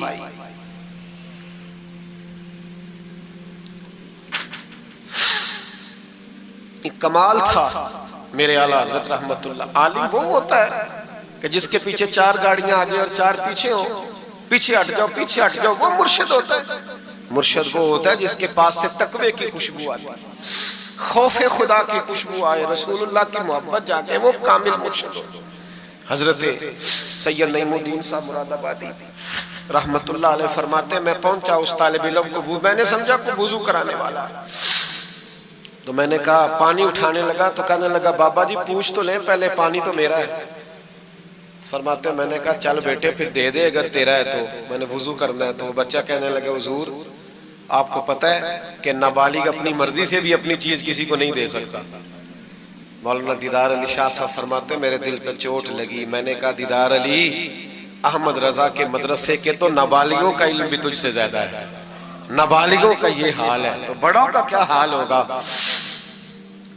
فرماتے ہیں کہ وضو اس بچے نے کیا، پھر میں نے پانی بھرا، وضو کر کے میں مسجد کی سیڑھیاں چڑھ رہا تھا، سید نعیم الدین صاحب کی نماز رہتی تھی، وہ مکمل کر رہے تھے، اعلیٰ حضرت سیڑھیاں اتر رہے تھے، ان کے پیچھے پیچھے ہاتھ باندھ کے لوگوں کو چلتے دیکھا تو میں سمجھ گیا یہی اعلیٰ حضرت ہے۔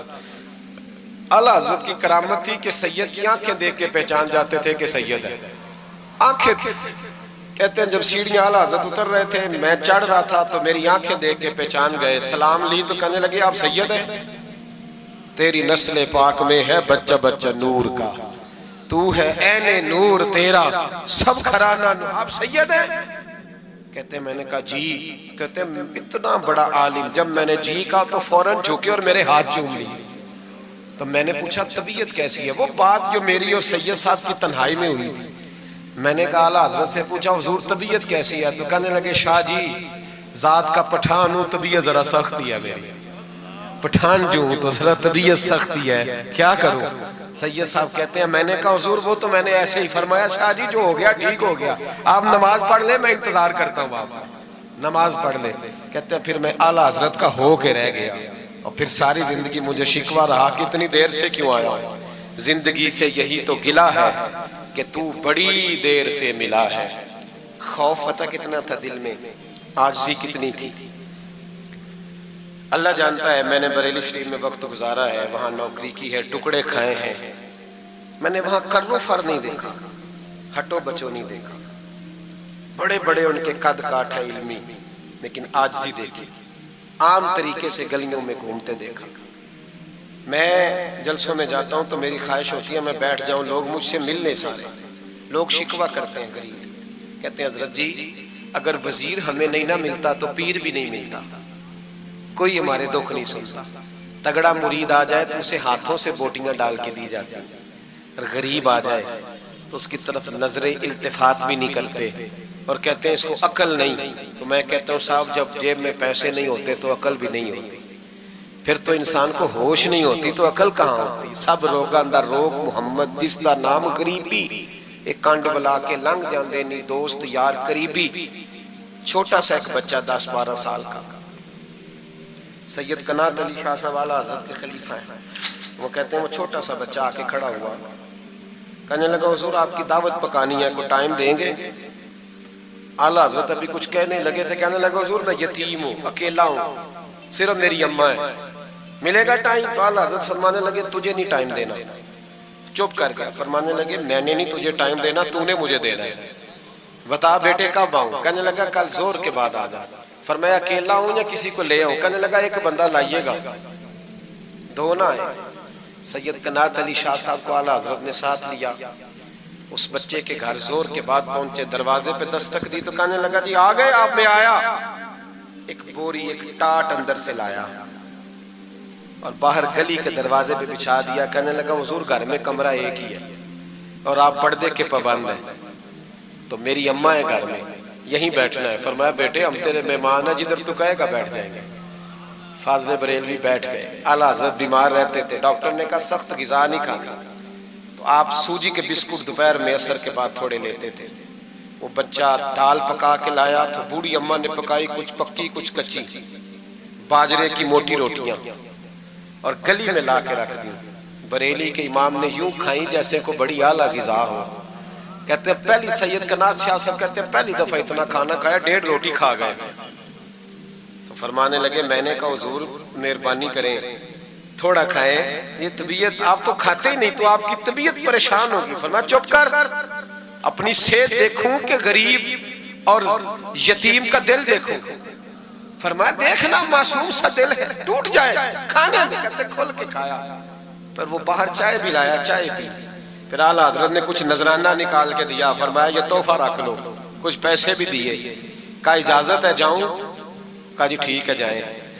سید صاحب کہتے ہیں جب ہم آ رہے تھے تو میں نے اعلیٰ حضرت کو حضور یہ آپ نے کیا کہ اگر بیمار ہو گئے؟ تو کہنے لگے شاہ جی چپ کر جاؤ، اگر میرا دل پھٹتا ہو تو میں آپ کو چیر کے دکھاؤں، جتنا سکون اللہ نے مجھے آج عطا کیا ہے پہلے کبھی نہیں ملا، کبھی نہیں ملا۔ اس غریب کے پاس جا رہا، میرے اعلیٰ حضرت کے افکار تھے، نظریات تھے، وہ ساری زندگی رسول اللہ کا غلام بن کے رہے، شریعت کی پاسداری کی، اور اس کے ساتھ ساتھ وہ اللہ کے ولیوں کی غلامی کرتے۔ کوئی سید زادہ آ جاتا تو اعلیٰ حضرت رحمت اللہ علیہ اٹھ کے ملتے، تعظیم کرتے، وہ اولیاء اللہ کے لیکن سچے ولی کے غلام۔ میری یہ بات یاد رکھیں، سچا بندہ مل جائے تو اس کے بارے میں کبھی بے ادبی سوچے بھی نہ، سوچ دل میں بھی نہ لائے، لیکن جو شریعت کا پابند نہ ہو، آپ ان لوگوں کی مارکیٹ ڈاؤن کریں گے یہ صحیح ہو جائیں گے، یہ صحیح ہو جائیں گے۔ ہمارے ہاں چل جاتا ہے جو بھی آ جاتا ہے، چل جاتا ہے۔ امام صاحب کی داڑھی اتنی چھوٹی ہو وہ نماز نہیں پڑھا سکتے، پیر صاحب چل جاتا ہے، نعت خواں بھی چل جاتا ہے، نقیب مجلس بھی چل جاتا ہے، صرف امام پہ پابندی ہے، تھوڑی چھوٹی ہے جی یہ، حالانکہ نہیں ہونی چاہیے، داڑھی پوری ہونی چاہیے۔ آپ سے میری یہ گزارشات ہے، اعلیٰ حضرت کے پیغام کو سمجھیں۔ ایک چھوٹا سا وعدہ لینا ہے، جس مسجد میں کنز الایمان نہیں وہاں ایک ہدیتاً خرید کے رکھوا دیں گے انشاءاللہ تعالی۔ مہنگی بات بتا دی ہے میرے خیال میں، آپ چپ کر گئے، رکھوا دیں گے قرآن شریف؟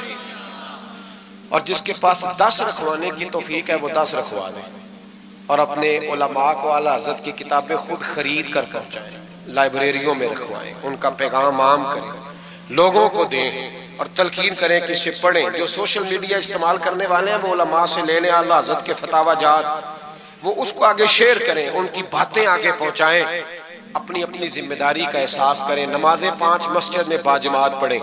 یہ داڑھی نبی پاک کی سنت ہے اور اللہ نے صرف مردوں کو دی ہے، عورت کو نہیں دی، اس نے مرد کے چہرے پر پسند کی۔ نبی سارے داڑھی والے، صحابہ سارے داڑھی والے، اہل بیت سارے، اولیاء اللہ سارے۔ جو لوگ کہتے ہیں نا نیک ہو کے رکھنی ہے، ان کے لیے مشورہ یہ ہے کہ داڑھی رکھ لو، نیک ہو جاؤ گے انشاءاللہ تعالی۔ داڑھی نیک بنا لو، اور جس نے رکھی ہے نا وہ بھی اپنی مرضی کی نہ رکھے، نبی پاک کی مرضی کی رکھے، پوری ایک مٹھی داڑھی رکھے، پوری ایک مٹھی داڑھی رکھیں، اور اپنے گھر میں پردہ کرائیں، پردہ کرائیں۔ یاد رکھیں ہر عمارت کو غلاف نہیں چڑھتا، صرف بیت اللہ کو چڑھتا ہے۔ ہر قرآن، ہر کتاب کو غلاف نہیں چڑھتا، صرف قرآن پاک کو چڑھتا ہے۔ ہر بی بی پردہ نہیں کرتی، صرف سیدہ فاطمہ کی ماننے والی پردہ کرتی اپنی۔ اور یاد رکھیں وہ بیٹا، وہ بھائی، وہ شوہر مجرم ہوگا جس کی بیوی پردہ نہیں کرتی۔ خدا را یہ اعلیٰ حضرت کا مشن ہے، پیغام ہے۔ یہ واحد ولی ہیں اعلیٰ حضرت اولیاء اللہ میں سے، واحد۔ ہر ولی کی الگ الگ شان ہوتی ہے نا، جس میں وہ ممتاز ہوتا ہے۔ جناب صدیق اکبر صداقت میں بات ہے، حالانکہ سخی بھی بڑے، ایک شان انہیں انفرادی ملی اعلیٰ حضرت۔ اعلیٰ حضرت کی زوجہ اپنے دور کی بہت بڑی ولیہ تھی، اور باقاعدہ پڑھی ہوئی نہیں تھی، لیکن اتنی شناسہ ہو گئی تھی کہ اعلیٰ حضرت کہتے کتاب اٹھا کے لا تو کتاب لے آتی، فلانی کتاب لاؤ لے آتی، چھری کے ساتھ قلم بنا کے رکھتی، سیاہی رکھتی، کاغذ دیتی۔ آخری عمر میں میرے اعلیٰ حضرت نے فرمایا تو نے بڑی خدمت کی، مانگا کچھ نہیں، کچھ مانگ لے۔ تو اماں جی اٹھ کے قریب بیٹھ گئیں، کہنے لگی کچھ دینا ہے نا تو میری بخشش کی دعا کر گئے۔ انداز دیکھو، بیوی، باہر لوگ تقریریں سنتے ہیں، گھر والے کردار دیکھتے ہیں، اس لیے گھر والوں کو متاثر کرنا ذرا، وہ کردار دیکھتے ہیں، وہ تقریر نہیں نہ سنتے، کردار دیکھتے ہیں۔ اعلیٰ حضرت نے فرمایا میں تیرے لیے دعا کروں؟ تو کہنے لگی میں نے جلوتیں اور خلوتیں ساری دیکھی ہیں، میں نے دکھ اور سکھ آپ کے ساتھ بتائے ہیں، میں نے آپ کو ہر حال میں رسول اللہ کا غلام دیکھا ہے، تو اتنے سچے آدمی سے دعا کراؤں گی تو اللہ ضرور میری بخشش فرمائے۔ یہ کردار تھا۔ مجھے کہا گیا کہ میں اپنے پیر و مرشد حضرت سیدنا و مرشدنا حضور تاج الشریعہ شہزادہ اعلیٰ حضرت شیخ الاسلام والمسلمین مفتی اختر رضا خان صاحب رحمۃ اللہ علیہ کے بارے میں کچھ کہوں۔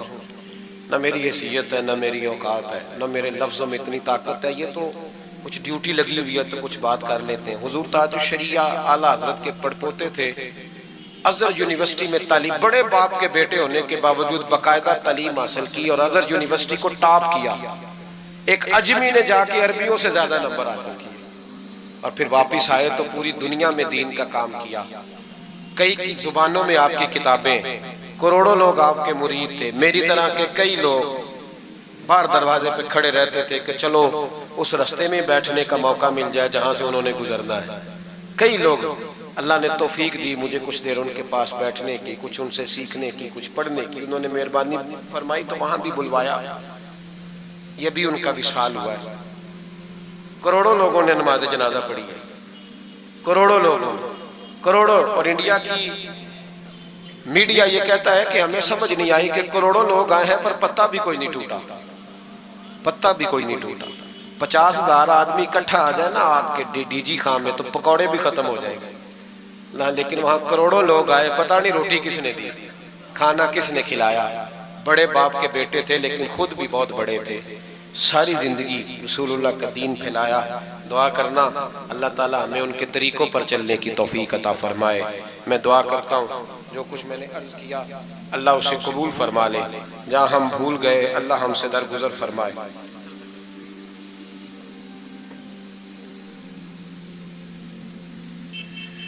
آپ مجھ سے اگر کہیں گے تو پھر سوشل میڈیا پہ تو بڑی باتیں کون کون سی بیان کروں گا، تو بہرحال حضرت ابراہیم علیہ السلام کے بارے میں کچھ کہنے کو کہا گیا۔ حضرت ابراہیم اللہ کے دوست ہیں، واتخذ اللہ ابراہیم خلیلا، اللہ کے خلیل ہیں، یاروں کے یاروں پر بڑے مان ہوتے ہیں، بڑا پیار ہوتا ہے۔ فرشتوں نے ایک دفعہ شکوہ کیا تھا کہ یا اللہ تو نے یار بنایا ہے، ان کے پاس بڑی بیل، بڑی گائے، بڑے تو نے اونٹ دیے ہیں، بڑی بکریاں دی ہیں، تو یار تو انہوں نے بننا ہی تھا۔ تو رب کریم نے فرمایا جاؤ امتحان کر لو۔ تو ایک فرشتہ آ کے نا فصل میں بیٹھ گیا، جیسے بڑی فصل ہوتی ہے نا کماد کی، تو وہ ذکر کرنے لگا اللہ تعالیٰ کا، کوئی بھی ذکر، سبحان اللہ و بحمدہ، سبحان اللہ العظیم، مختلف روایتوں میں مختلف لفظ میں۔ حضرت ابراہیم کو سنا تو بڑا مزہ آیا، تشریف لے گئے ڈھونڈتے ڈھونڈتے۔ تو ذکر کر رہا تھا، کہاں؟ فرمانے لگے پھر ذکر سنا مجھے میرے رب کا۔ کہنے لگا پہلے مرضی سے کر رہا تھا، اب آپ کی مرضی ہے تو پیسے لگیں گے۔ کیا لے گا؟ کہنے لگا سارے اونٹ لے لوں گا۔ فرمایا تیرے ہوئے نہ علمہ وچ تھسا سانو، تو یار دی گل سنا سانو۔ تو حضرت ابراہیم علیہ السلام نے سارے اونٹ دے کے ذکر سنا، تھوڑا اور کرو۔ تو فرشتہ کہنے لگا ساری گائیں لے لوں گا پھر کروں گا۔ فرمایا تیری ہوئی، تیری۔ کہا جناب سناتا ہوں، سنایا۔ تھوڑی دیر کے بعد کہنے لگے اور ذکر کرو، کہنے لگا ساری بکریاں لے لوں گا۔ فرمایا تیری ہوئی۔ یہ ذکر کا بھی ایک نشہ ہے، یار کی بات کا بھی ایک نشہ ہے، یہ نعت کی بھی ایک لذت ہے۔ یہ جب لگ جاتی ہے تو پھر روز دل کرتا ہے، روز۔ فرمایا سارا کچھ تیرا ہوا۔ جب سب دے بیٹھے تو کہنے لگے تھوڑا اور سنا۔ کہنے لگا آپ کیا دو گے؟ تو آپ فرمانے لگے جانور سنبھالنے کے لیے تجھے کسی کی مدد کی بھی تو ضرورت ہے نا، تو مجھے رکھ لے، میں تیری مدد کرتا رہوں گا، تو مجھے رب کا ذکر سناتے رہے۔ حضرت ابراہیم علیہ السلام نے جب فرمایا تو فرشتہ کہنے لگا اے اللہ تو نے صحیح بندے کو خلیل بنایا، یہ اس قابل ہے کہ تیرا خلیل۔ آپ بھی مہربانی کریں کچھ دے اللہ کے رستے میں، کچھ دے اپنے اداروں کی، مدارس کی، مساجد کی، غریبوں کی، یتیموں کی مدد کریں تاکہ اللہ کی خلت کا معاملہ ہو۔ عورتوں کے محفل میلاد کے بارے میں پوچھا گیا، عورتیں میلاد کریں کہ گھر کے اندر کریں، لیکن گزارش یہ ہے کہ آواز مردوں تک نہ جائے اور صرف خواتین کا اجتماع ہو، اس میں مرد نہ ہو۔ کوشش کریں عورت کی آواز کا بھی پردہ ہے تو وہ اس طرح محفل میلاد کریں کہ زیادہ سے زیادہ با پردہ رہے، لیکن جانا چاہیے، شریک ہونا چاہیے، جائیں گی تو دین کا پتہ چلے گا۔ اللہ تعالیٰ توفیق عمل عطا فرمائے۔ حق ایسے ہیں جو مرنے کے بعد بھی واجب الادا ہوتے ہیں، ان میں سے پہلا حق الصلاۃ علیہما، ان پر جنازہ پڑھنا ہے۔ انتقال کے بعد والدین کا اولاد کے ذمے عائد ہونے والا پہلا حق ان پر جنازہ پڑھنا ہے۔ تجہیز و تکفین، تدفین، یہ اس کے زمرے میں آتی ہے۔ خوش نصیب وہ اولاد ہے کہ جو اپنے ماں باپ کا جنازہ پڑھنے کی صلاحیت رکھتی ہے، اور خوش نصیب وہ والدین ہیں کہ جن کی اولادیں ان کا جنازہ باقاعدہ پڑھ سکتی ہیں، ورنہ کتنے لوگوں کو میں جانتا ہوں کہ جنہوں نے اپنے ماں باپ کا جنازہ نہیں پڑھا۔ آپ سوچ رہے ہوں گے کہ وہ ملک میں موجود نہیں ہوں گے، کہیں سفر پہ ہوں گے، نہیں، وہ موجود تھے، قبرستان میں گئے ہیں، لیکن کھڑے رہے ہیں، جنازہ نہیں پڑھا۔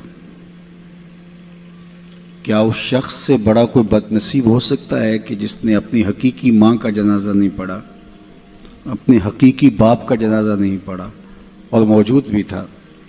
تو ایسے لوگوں کو آپ بھی جانتے ہیں، یہ وہ لوگ ہیں جنہیں جنازہ آتا نہیں ہوتا، اور وہ رسماً صف میں کھڑے ہوتے ہیں اور ماں باپ کا یہ حق ادا نہیں کر پاتے۔ اور اس سے بڑی محرومی اور کیا ہو سکتی ہے کہ انسان اپنے ماں باپ کے جنازے میں کھڑے ہو کر کے ان کا یہ حق بھی ادا نہ کر پائے۔ دوسرا حق ماں باپ کا جو اولاد کے ذمے عائد ہوتا ہے وہ ہے استغفار لہما، ان کے لیے بخشش کی دعائیں کرنا۔ زندگی کے اندر ماں باپ کی خدمت کے بہت سارے طریقے ہیں، ان کی خوشنودی حاصل کرنے کے بہت سارے ذرائع ہیں۔ آپ ان کے پاؤں دبا سکتے ہیں، انواع و اقسام کے پھل ان کو دے کر کے ان کی خوشنودی حاصل کر سکتے ہیں، ان کی خوشی کے جو بھی سامان ہیں آپ وہ کر سکتے ہیں۔ ان کے مزاج سے آشنائی کی وجہ سے آپ جانتے ہیں کہ یہ کن باتوں سے خوش ہوتے ہیں، لیکن جب انتقال کر جاتے ہیں تو پھر یہ سارے ذرائع ختم ہو جاتے ہیں۔ تو پھر ان کے لیے ان کی خوشنودی حاصل کرنے کے لیے دوسرا حق ماں باپ کا ان کے لیے استغفار کرنا ہے. اور مرنے والوں کو انتقال کے بعد سب سے زیادہ ضرورت دعاؤں کی ہوتی ہے. مل میت فی القبر الا کالغریق المتغوص فی البحر ینتظر دعوتاً. اللہ کے محبوب علیہ السلام نے ارشاد فرمایا جب ہم کسی شخص کو قبر میں دفن کر کے واپس پلٹتے ہیں تو اس کی حالت ایسے ہوتی ہے جس طرح کوئی شخص پانی میں غوطے کھا رہا ہو اور فریاد کر رہا ہو. کل غریق المتغوص، دو لفظ بیان فرمائے، ایک تو غرق ہونے والا، ڈوبنے کی کیفیت، اور دوسرا المتغوص، فریاد کرنے والا.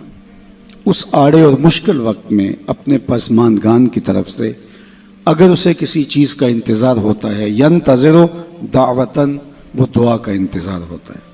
کسی کے میرے لیے ہاتھ اٹھ جائیں اور میرے لیے کوئی دعا کر دے، تو اللہ بندوں کے اٹھے ہوئے ہاتھ خالی نہیں موڑتا. ان ربکم حیی کریم یستحیی من عبدہ اذا رفع یدیہ الیہ ان یردہما صفرا. تمہارا رب حیا کرنے والا کریم ہے. بندے جب اس کے سامنے ہاتھ پھیلا کے دعا مانگتے ہیں، اللہ فرماتا ہے مجھے شرم آتی ہے ان کے اٹھے ہوئے ہاتھ خالی کیسے موڑ دوں. بندوں کے اٹھے ہوئے ہاتھوں کی وہ لاج رکھتا ہے اور خالی نہیں موڑتا، چونکہ وہ کریم ہے. جتنے لوگ آپ بیٹھے ہیں، اتنے لوگ کسی دنیا دار کے ڈیرے پہ جا کے کوئی ایسی چیز طلب کریں جس کا دینا اس کے لیے مشکل نہ ہو اور دینے سے خاص فرق بھی نہ پڑتا ہو، تو مجھے بتائیں کہ اتنے لوگ اگر اٹھ کے کسی کے ڈیرے پہ چلے جائیں اور اس سے وہ چیز مانگیں جس کا دینا اس کے لیے آسان ہو، تو کیا وہ اتنے لوگوں کو خالی موڑ سکتا ہے؟ خاندانی شخص ہوگا تو وہ کہے گا ڈیرہ داری کی شان کے خلاف ہے کہ اتنے لوگ میری دہلیز پہ چل کے آگے ہیں اور مجھے کوئی خاص فرق بھی نہیں پڑتا ان کے مطالبہ کو پورا کرتے ہوئے. تو وہ ضرور اس مطالبہ کو پورا کرے گا. وہ کہے گا یہ ڈیرہ داری کی شان کے خلاف ہے کہ اتنے لوگوں کو خالی لٹا دوں. اللہ کہتا ہے یہ میری شان کے خلاف ہے کہ میرا بندہ جب میرے سامنے ہاتھ پھیلا کے دعا مانگتا ہے تو میں اس کو خالی لٹا دوں. ان ربکم حیی کریم یستحیی من عبدہ اذا رفع یدیہ الیہ ان یردہما صفرا. جب ہاتھ پھیلا کے وہ میرے حضور حاضر ہوتے ہیں اور میرے سے التجا کرتے ہیں تو اللہ فرماتا ہے کہ میں ان کو خالی نہیں موڑتا، چونکہ میں کریم ہوں اور مجھے خالی موڑتے ہوئے حیا آتی ہے. مجھے شرم آتی ہے کہ میں ان کو خالی موڑ دوں، چونکہ اگر میں نے بھی خالی موڑ دیا تو وہ اور تو کوئی در نہیں ہے جہاں جا کے وہ جھولی پھیلائیں گے اور جہاں جا کے وہ اپنے ہاتھ پھیلا کے دستے طلب دراز کر کے مانگیں گے. اگر میں نے بھی نہ دیا تو پھر وہ کس دہلیز پہ جائیں گے، کس در پہ جائیں گے؟ اور اگر کوئی خود مانگنے کے لیے تیار نہیں ہے تو اللہ تعالیٰ بے نیاز ہے. قل ما یعبأ بکم ربی لولا دعاؤکم. اے محبوب فرما دو اگر تم اسے نہیں پکارو گے تو وہ بھی پرواہ نہیں کرے گا. تمہاری ضرورت ہے، تم مانگتے رہو، جھولیاں پھیلاتے رہو، دستے طلب دراز کرتے رہو، وہ تمہاری جھولیاں بھرتا رہے گا. لیکن اگر تم متکبر ہو گئے، تم سرکش ہو گئے اور تم نے مانگنا چھوڑ دیا تو وہ اسے بھی پھر پرواہ نہیں، چونکہ وہ کریم بھی ہے اور وہ بے نیاز بھی ہے. تو تم اس سے دستے طلب دراز کر کے مانگو. پھر اللہ سے مانگنے کا کوئی وقت نہیں ہے، جب بھی مانگو در رحمت کو شادہ پاؤ گے. دنیا دار سے مانگنا ہو تو وقت دیکھنا پڑتا ہے. یہ تو سونے کا وقت ہے، اس وقت دستک دی تو الٹا طبیعت میں مزاج میں تلخی ہوگی. لیکن وہ مالک ہے لا تاخذہ سنۃ ولا نوم. نیند تو دور کی بات ہے، اسے تو اونگ بھی نہیں آتی ہے. تو دن کو جاؤ، رات کو جاؤ، دوپہر کے وقت در دستک پہ حاضری دو، رات کے پچھلے پہر اس کی دہلیز پہ جا کے دستک دو. جب بھی اسے پکارو گے وہ دینے پہ آمادہ ہے. دنیا دار سے مانگنا ہو تو اس کی زبان میں مانگا جاتا ہے. اللہ سے جس زبان میں مرضی مانگو، عربی میں مانگو، اجمی میں مانگو، ہندی میں مانگو، سندھی میں مانگو، اقبال کے لہجے میں مانگو، رومی کی طرز میں مانگو. نہیں مانگنا آتا خالی ہاتھ پھیلا دو، وہ بند لبوں کی بولیاں بھی جانتا ہے. مانگو تو صحیح، دستے طلب دراز تو کرو، ہاتھ تو پھیلاؤ. بت کے سامنے ہاتھ جوڑ کے زلیخا کہہ رہی تھی یا صنمی یا صنمی، اے میرے بت مجھے بچھڑا ہوا یوسف ملا دے. پتھر کا مادو بلا اس کی فریاد کیا سنتا، لیکن اس کا اعتقاد تھا. وہ سر شام بت کے آگے بیٹھ جاتی اور یوسف کے ملنے کی التجائیں کرتی، یا صنمی یا صنمی. عمر بیت گئی، نہ اس کا جذبہ کم پڑتا ہے اور نہ یوسف مل رہے ہیں۔ ایک دن رات کا پچھلا پہر تھا اور بت کے آگے ہاتھ جوڑے کھڑی تھی اور یا صنمی کا وظیفہ پڑھ رہی تھی کہ اچانک نیند کا جھٹکا آ گیا، زبان بل کھا گئی۔ یا صنمی پکارتے پکارتے کہنے لگی یا سمادی۔ آواز آئی جبریل یوسف کے گھوڑے کا رخ موڑ دے، بچھڑی ہوئی کو یوسف ملا دے۔ یا اللہ تجھے تو نہیں پکار رہی ہے، تو بت کو پکار رہی ہے، زبان بل کھا گئی ہے۔ یا صنمی کی بجائے یا سمادی کے لفظ زبان پہ آ گئے۔ کہا جبریل جیسے بھی اس کے لبوں پہ میرا نام تو آیا ہے، اگر میں نے بھی نہ دیا میرے اور بت میں فرق کیا ہوا؟ کوئی پکارے تو صحیح، کوئی دستے طلب دراز تو کرے، کوئی مانگے تو صحیح، ہاتھ تو پھیلائے اس کی چوکھٹ پہ۔ وہ کریم ہے، 70 ماؤں سے زیادہ پیار کرنے والا ہے، تو اگر اس کی دہلیز پہ مانگیں تو وہ بندوں کی طلب سے سوا دیتا ہے، ضرورت سے زیادہ عطا کرتا ہے۔ تو پہلا مقصد اس کے حضور بخشش و غفران طلب کرنا ہے، اللہ کے حضور عرض کرنا ہے کہ مالک غفران و رحمت کے پردوں میں ہماری ماں کو ڈھانپ لے۔ یہ پہلا مقصد ہے آج کے اس اجتماع کے انعقاد کا۔ اور یہ بات ذہن میں رکھیں، جس طرح ماں باپ کی دعائیں اولاد کے حق میں قبول ہوتی ہیں، اس طرح اولاد کی دعائیں بھی ماں باپ کے حق میں قبول ہوتی ہیں۔ جب ماں باپ کے لیے اولاد دعا مانگتی ہے تو وہ خلوص ہوتا ہے اس دعا کے اندر۔ میں نے کتب تصوف میں پڑھا اور ایک حدیث اس کی تائید میں بھی مل گئی، جس شخص نے روزانہ معمول بنا لیا کہ اپنے ماں باپ کے لیے اہتمام سے دعا کرتا ہے، ساری زندگی اس کے رزق میں بے برکتی نہیں آ سکتی۔ یہ آسان سا نسخہ ہے، ماں باپ زندہ ہیں تب بھی، ماں باپ انتقال کر گئے ہیں تب بھی۔ روزانہ ایک وقت متعین کر لیں اور خاص طور پہ ان کے لیے دعا کریں۔ ویسے تو جو صالح پاکیزہ اولاد ہوگی، 5 گانا نماز کی عادی اولاد ہوگی، وہ اہتمام سے نہ بھی کرے تو دن میں کتنی مرتبہ اللہ کے حضور عرض کرتی ہے ربنا اغفر لی ولوالدی، اللہ مجھے بھی بخش دے، میرے ماں باپ کی بھی مغفرت فرما دے۔ تو خوش نصیب ماں باپ کے لیے دعاؤں کے سلسلے ہوتے ہیں۔ تو ماں باپ کے لیے دعاؤں کا سلسلہ جاری رکھنا یہ خوش نصیب اولاد کا مقصوم ہوتا ہے۔ اوروں سے دعا کروانا، آپ کو اسی لیے بلایا گیا ہے نا کہ اتنے لوگوں کے ہاتھ اٹھیں گے، کتنے نیک بوڑھے بزرگ سفید ریش لوگ، نیک سادات کتنے لوگ ہیں، تو اللہ کسی کی قبول کر لے۔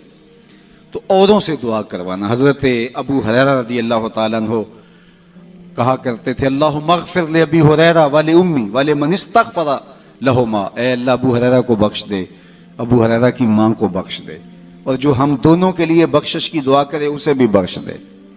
حضرت محمد بن سیرین جلیل القدر تابعی ہیں، وہ جب بھی کبھی زندگی میں دعا مانگتے تھے تو یہ دعا ضرور ساتھ مانگتے، اللہ ابو ہریرہ اور ان کی ماں کی مغفرت فرما۔ تو کسی نے ان کو کہا کہ آپ کو کوئی خاص ہمدردی ہے، کوئی تعلق خاص ہے ان کے ساتھ؟ تو فرمایا کہ ہاں وہ تو سب کو ہی ہے، لیکن میں اصل ان کی دعا کا خود مصداق بننا چاہتا ہوں، چونکہ انہوں نے کہا تھا اے اللہ ابو ہریرہ کو بخش دے، ابو ہریرہ کی ماں کو بخش دے، اور جو ہم دونوں کے لیے بخشش کی دعا کرے اس کو بھی بخش دے۔ تو میں ان کے لیے دعا کرے کہ اپنی بخشش کا سامان کر رہا۔ تو اپنے ماں باپ کے لیے دعاؤں کے سلسلے کو کبھی بھی ٹوٹنے نہیں دینا چاہیے۔ والدین کے لیے کثرت سے دعا، اللہ اکبر، یہ اپنے باطن کی بہتری کا ذریعہ بنتی ہے اور رزق میں اضافے کا سبب بنتی ہے۔ اور خوش نصیب اولاد ماں باپ کے لیے دعا کو کبھی بھی ترک نہیں کرتے، اور لوگوں سے بھی کہتے ہیں کہ میرے ماں باپ کے لیے مغفرت کی دعا کریں۔ حضرت ابو ہریرہ فرمایا کرتے تھے کوئی ہے جو مسجد اشار میں 2 رکعت پڑھے اور میری ماں کی مغفرت کی دعا کرے؟ تو غفران و بخشش کی دعاؤں کا سلسلہ یہ پہلا مقصد ہے آج کے اس اجتماع کا اور اس قبیل کے منعقدہ اجتماعات کا۔ دوسرا مقصد پسماندگان سے اظہار تعزیت کرنا ہے۔ گھر بیٹھے بھی ہم دعا کر سکتے تھے، لیکن یہاں آ کے دعا کرنے کا مقصد مرحوم کے یا مرحومہ کے پسماندگان سے اظہار محبت ہے، جس کے لیے ہم یہاں آتے ہیں اور دعا کرتے ہیں۔ اور یہ حضور کے عمل سے، سنت سے ثابت ہے کہ حضور مائز ابن مالک اسلمی کے گھر گئے ہیں جب ان کا انتقال ہوا، اور آقا کریم نے جا کر کے کہا استغفروا لماعز، ماعز کے لیے بخشش کی دعا کرو۔ حالانکہ جب ان کا جنازہ اٹھا تو وہ ایک سلسلے میں موخوذ ہوئے، پھر حد جاری کی گئی، تو آقا کریم نے فرمایا تھا کہ میرے ماعز نے ایسی سچی توبہ کی ہے، اگر روئے زمین کے تمام لوگوں میں تقسیم کر دی جائے اہل ایمان میں، لکفاہم، سب کی مغفرت ہو جائے۔ یعنی ان کی توبہ کو اوروں میں بانٹا جائے تو وہ بھی بخشے جائیں، تو ان کے گھر حضور آ کے پھر دعا کیوں کرتے ہیں، جبکہ حضور فرما چکے ہیں، اور یہ بھی فرمایا کہ وہ جنت کی نہروں میں غوطے لے رہا ہے، جنت کی نہروں کے اندر وہ کلکاریاں لے رہا ہے، جنت کی نہروں میں نہا رہا ہے۔ تو پھر حضور ان کے گھر میں کیوں آئے؟ گھر میں اس لیے آئے کہ پسماندگان کی ڈھارس بندھائیں، اور جس گھر میں حضور آئے ہوں گے وہاں کوئی دکھ رہا ہوگا، وہ کیا کسی نے کہا یہ الگ بات ہے تم آئے ہو تو کوئی نہیں، ورنہ درد تو یہاں ہزار رہتے۔ تیسرا مقصد جو ہے وہ ہمارا دوسرا مقصد پسماندگان کے ساتھ تعلق کو نبھانا ہے۔ یعنی یہ تینوں مقاصد جو چیدہ میں نے عرض کیے، تینوں مقاصد تین اشخاص سے جڑے ہیں، پہلا مرنے والے کی ذات سے، دوسرا پسماندگان سے، اور تیسرا ہمارے اپنے وجود سے۔ مرنے والے کے لیے دعا، اور ہماری دعاؤں کی انہیں ضرورت ہے۔ اگر وہ اللہ کے کرم سے، اللہ کے فضل سے اللہ نے ان کو غفران و رحمت کے پردوں میں ڈھانپ لیا تو درجے بلند ہوتے ہیں دعاؤں سے۔ اور دوسرا مقصد پسماندگان سے تعزیت۔ ظاہر ہے ماں ایک ایسا رشتہ ہے کہ جس کا نعم البدل کیا بدل بھی موجود نہیں ہے۔ انسان زندگی کے جس مرحلے میں بھی چلا جائے ماں کی کمی کو شدت کے ساتھ محسوس کرتا ہے۔ ابھی ہم اندر بیٹھے تھے تو یہاں سے کوئی شعر پڑھ رہا تھا تو آواز جا رہی تھی کہ ماں کی وفائیں جب حضور یاد کر کے رو پڑتے ہیں تو پھر ہم اپنی ماں کے لیے اپنے دل کے اندر کیا جذبات، کچھ اس مفہوم کا شعر تھا۔ اور وہ ایک باقاعدہ واقعہ موجود ہے، اللہ کے محبوب علیہ السلام باقاعدہ اپنی ماں کو یاد کرتے ہیں۔ الحاوی الفتاوی کے اندر امام سیوطی نے بڑی تفصیلی کہانی لکھی ہے کہ ایک دن حضور مکے سے ہجرت فرما کے جب مدینہ تشریف لائے تو ایک دن مسجد نبوی میں نماز پڑھانے کے لیے اللہ کے محبوب تشریف لے گئے۔ عشاء کی نماز کا وقت تھا تو ہجوم عاشقاں جو ہی حضور حجرہ نور سے باہر نکلے تو ادب سے صحابہ کھڑے ہو گئے۔ بس یہ لمحے حضور علیہ السلام کی آنکھوں کے سامنے آئے تو آنکھیں چھلکنے لگی، اور پھر حضور علیہ السلام نے ایک ٹھنڈی آہ بھری اور ایک جملہ ارشاد کیا، لو ادرکت والدی او احدہما، کاش آج میرے ماں باپ زندہ ہوتے، یا کم از کم میری ماں ہی زندہ ہوتی۔ انسان نے مشکل وقت دیکھا ہو، بعد میں خوشحالیاں آ جائے یا اور زیادہ خوشحالیاں اللہ عطا کر دے تو انسان آرزو کرتا ہے۔ آج تو اس دنیا میں یہ نفسی کی دنیا ہے، اس میں تو وہ کہتے ہیں قیامت کے اندر ہوگا نفسی کا عالم، تو یہ تو قیامت سے قبل ہی عالم ہو گیا ہے۔ تو آج تو کسی کی عزت پر لوگ آتش غیظ و غضب اور آتش حسد میں جلنے لگ جاتے ہیں، تو ایک ماں ایسا رشتہ رہ گیا ہے جس کو قلبی فرحت اور مسرت ہوتی ہے۔ اب آقا کریم علیہ السلام کا معاملہ آپ جانتے ہیں کہ پیدا ہونے سے قبل باپ کا انتقال ہو گیا۔ 6 سال کی عمر تھی کہ اپنی والدہ کے ہمراہ حضور مدینہ المنورہ میں پہنچے حضرت عبداللہ کی قبر کی زیارت کے لیے۔ جب واپس پلٹے تو بوا کے مقام پر حضرت آمنہ سلام اللہ علیہا کو سخت بخار ہو گیا، انہیں لگا کہ یہ میرا بخار جان لیوا ثابت ہوگا، تو انہوں نے حضور علیہ الصلوۃ والسلام کے سر پہ ہاتھ رکھا اور حضور سے کچھ کہنا چاہ رہی تھی، آخری بات، لیکن وہ ضبط کے بندھن ٹوٹ گئے اور چھم چھم آنسو آنکھوں سے ٹپکنے لگے۔ تو حضرت آمنہ نے جو جملے کہے علماء نے سیرت کی کتابوں میں موجود ہے، سیرت کی سب سے پہلی کتاب جو ہے وہ ابن حشام کے اندر یہ لفظ موجود ہیں کہ حضرت آمنہ بمشکل چند جملے ادا کر پائیں، اور وہ یہ تھے کہ بیٹا ہر نئی چیز سے پرانا ہو جانا ہے، ہر باقی نے فنا ہو جانا ہے، میں بھی جا رہی ہوں، وہ ذکر باق و ولد تو توہرا، لیکن میرا ذکر نہیں مٹے گا، اس لیے کہ تیرے جیسا ستھرا بیٹا چھوڑ کے جا رہی ہوں۔ جن ماؤں کے بیٹے اچھے ہوں ان کا تذکرہ مٹا نہیں کرتا، ان کی یادیں ختم نہیں ہوتی۔ یہ آخری لفظ تھے سیدہ آمنہ کے کہ ان کی سانس ٹوٹ گئی اور انتقال ہو گیا۔ حضور اپنی ماں سے لپٹ گئے اور بار بار کہتے تھے امی آپ آگے بولتی نہیں، لیکن خاموش ہو گیا تھا چمن بولتا۔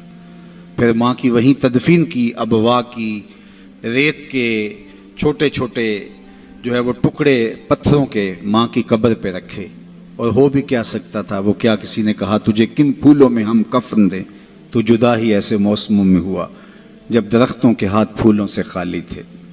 माँ की तदफीन के बाद उम्मे ऐमन के साथ हुजूर लिपट के बैठ गए और हज़रत अब्दुल मुत्तलिब के पास उन्होंने आके खबर दी कि आपकी बहू इंतकाल कर गई रास्ते में और अबवा में हमने तदफीन कर दी।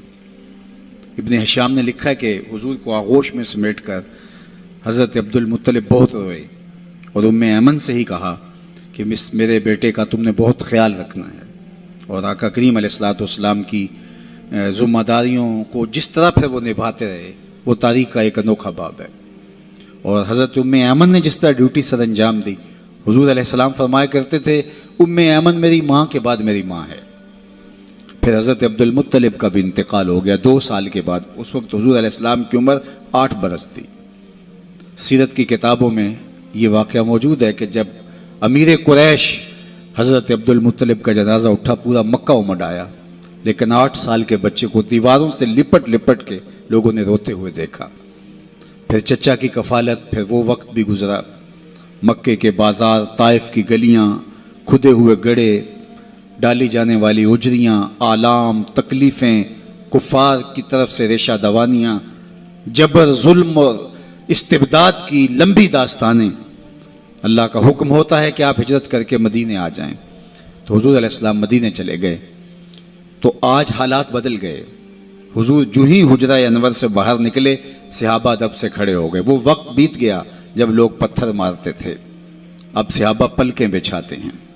वो वक्त गुजर गया जब लोग आवाज़ें कसते थे।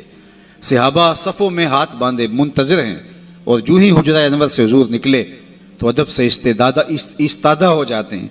तो आका करीम की नज़र पलट के अबवा में चली गई और मक्के की गलियों में होने वाले जुल्म जबर को हुजूर अलैहिस्सलाम ने तसव्वुर में ला करके कहा, लो अदरक्तु वालिदैया औ अहदहुमा, काश आज मेरे माँ बाप जिंदा होते या कम अज कम मेरी माँ ही जिंदा होती।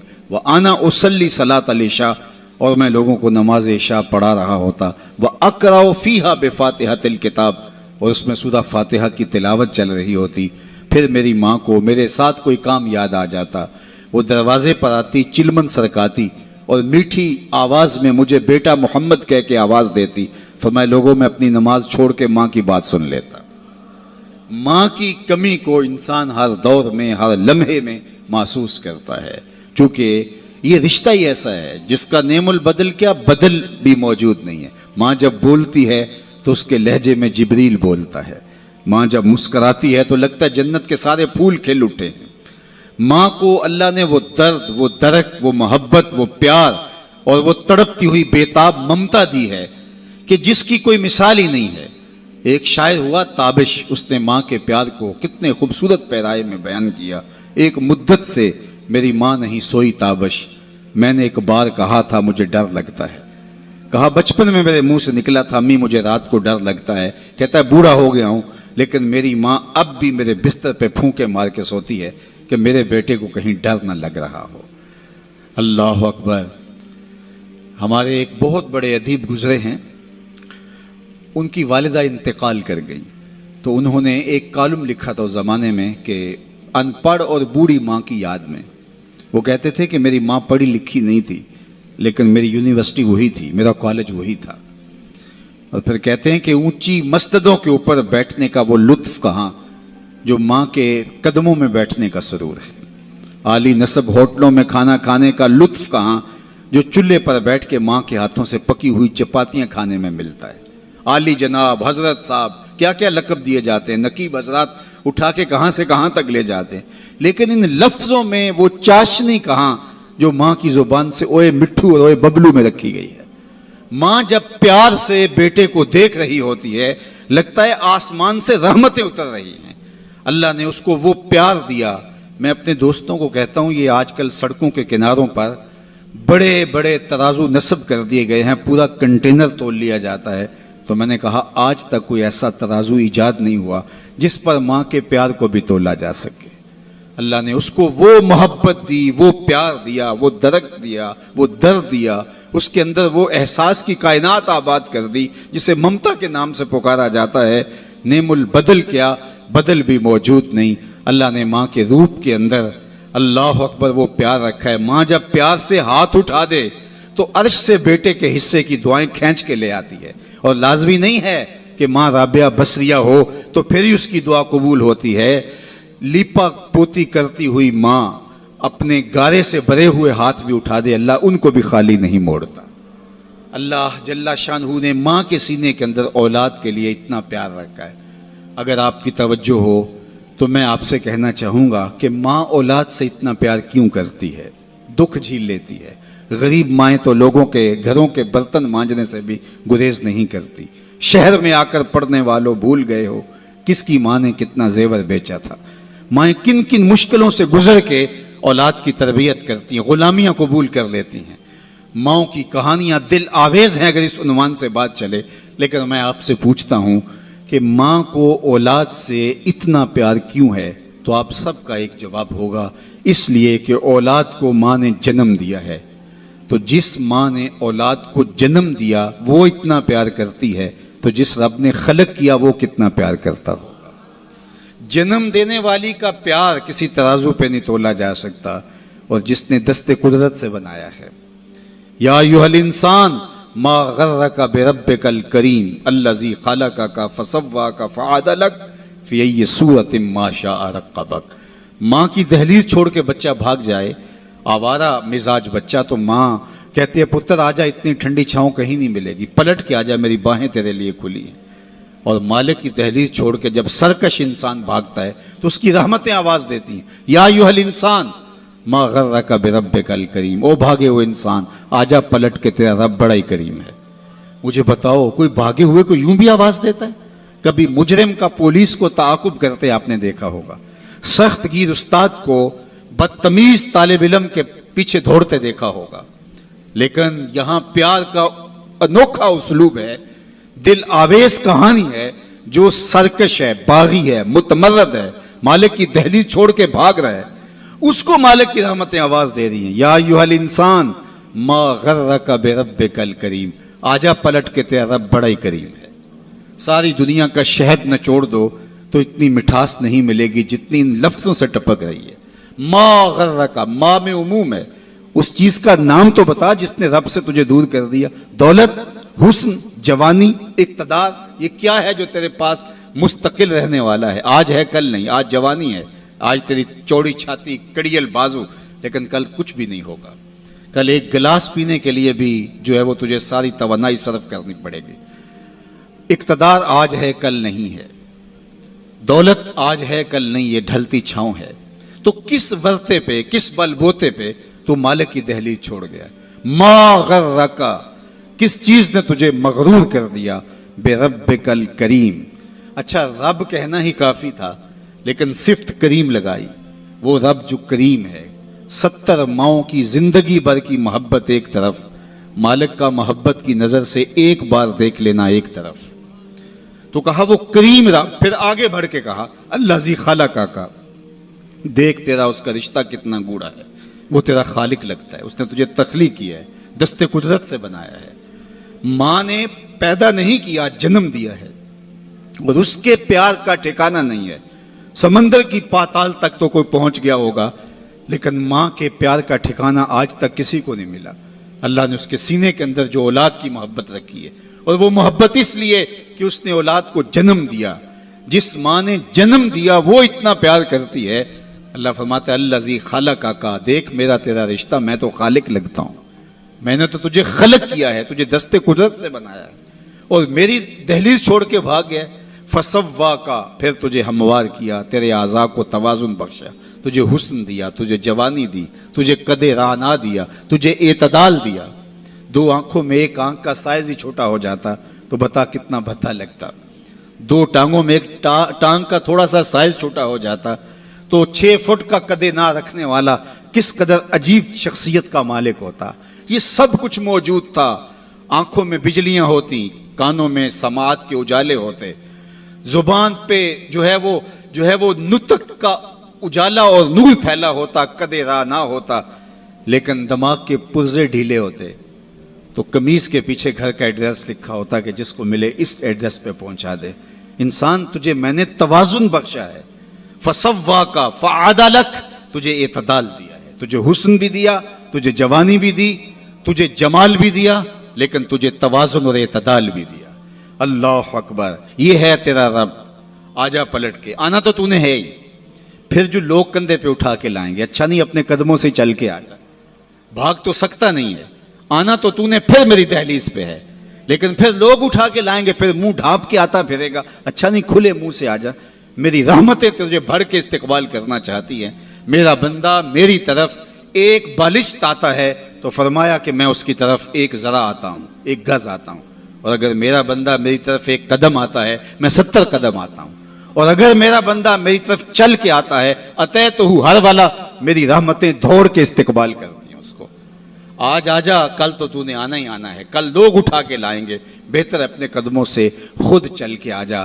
یا ایھا الانسان ما غرک بربک الکریم الذی خلقک فسواک فعدلک فی ای صورت ما شاء رکبک، دیکھ کیسی سونی شکل دی ہے، کیسی صورت دی ہے، کیا جمال تجھے عطا کر دیا ہے، تجھے پتہ ہی نہیں تجھے کیا کیا جو ہے وہ نظم دیے ہیں، تیرے اندر کیا کیا سسٹم اس نے لگائے ہیں۔ میرے ایک دوست کے اندر، جو ایک دوست ہے، اس کے منہ کے اندر جو لعاب کی مقدار ہے، وہ جو مطلوبہ مقدار چاہیے اس سے کچھ کم پیدا ہوتی ہے، تو اس کو بولنے میں دقت ہے۔ مسئلہ کیا ہے جی؟ اس کا لعاب کی مقدار کچھ کم پیدا ہوتی ہے۔ دنیا کا امیر ترین شخص اوناسس، یہ ٹاپ 10 لوگ بنتے تو کسی زمانے میں، یونان کا اوناسس، جس کا بہت بڑا کام تھا اور دنیا کے 10 لوگوں میں شامل تھا، تو اس کی آنکھ کے پپوٹے کام کرنا چھوڑ جاتے ہیں۔ یہ خود کار سسٹم ہے، ہم نے چونکہ کبھی اس کا بل نہیں دیا اس لیے ہمیں پتہ نہیں یہ کتنا بڑا نظم لگا ہوا ہے، ادھر سے تنکا اڑا، ادھر سے آنکھ بند ہو گئی، یہ خود کار نظام ہے اللہ نے جو رکھا ہوا ہے، تو اس کے پپوٹے کام کرنا چھوڑ جاتے ہیں۔ ڈاکٹر سلوشن ٹیپ لگا کے اس کی آنکھیں بند کرتا ہے تو وہ سو جاتا ہے، اور پھر جب اس نے آنکھ کھولنی ہوتی ہے تو سلوشن ٹیپ لگا کے آنکھیں کھولتا ہے۔ تو کسی نے اوناسس سے پوچھا کہ تیری زندگی کی سب سے بڑی خواہش؟ اس نے کہا کاش میں اپنی آنکھیں اپنی مرضی سے کھول سکوں۔ تو کہا اس کے لیے تجھے دولت لگانی پڑے تو کتنی دولت جھونک سکتا ہے؟ اس نے کہا ساری دولت لگا دوں گا، کاش کہ میں اپنی آنکھیں تو اپنی مرضی سے کھول سکوں۔ ہم تو اپنی آنکھیں اپنی مرضی سے کھولتے، ہمارے اندر تنفس کا نظام ہے، انہضام کا سسٹم ہے، عضلاتی نظام ہے، اتنی کائنات ہے، ہم نے کبھی تفکر تدبر بھی نہیں کیا ہمارے مالک نے ہمیں کیا کیا دیا ہے۔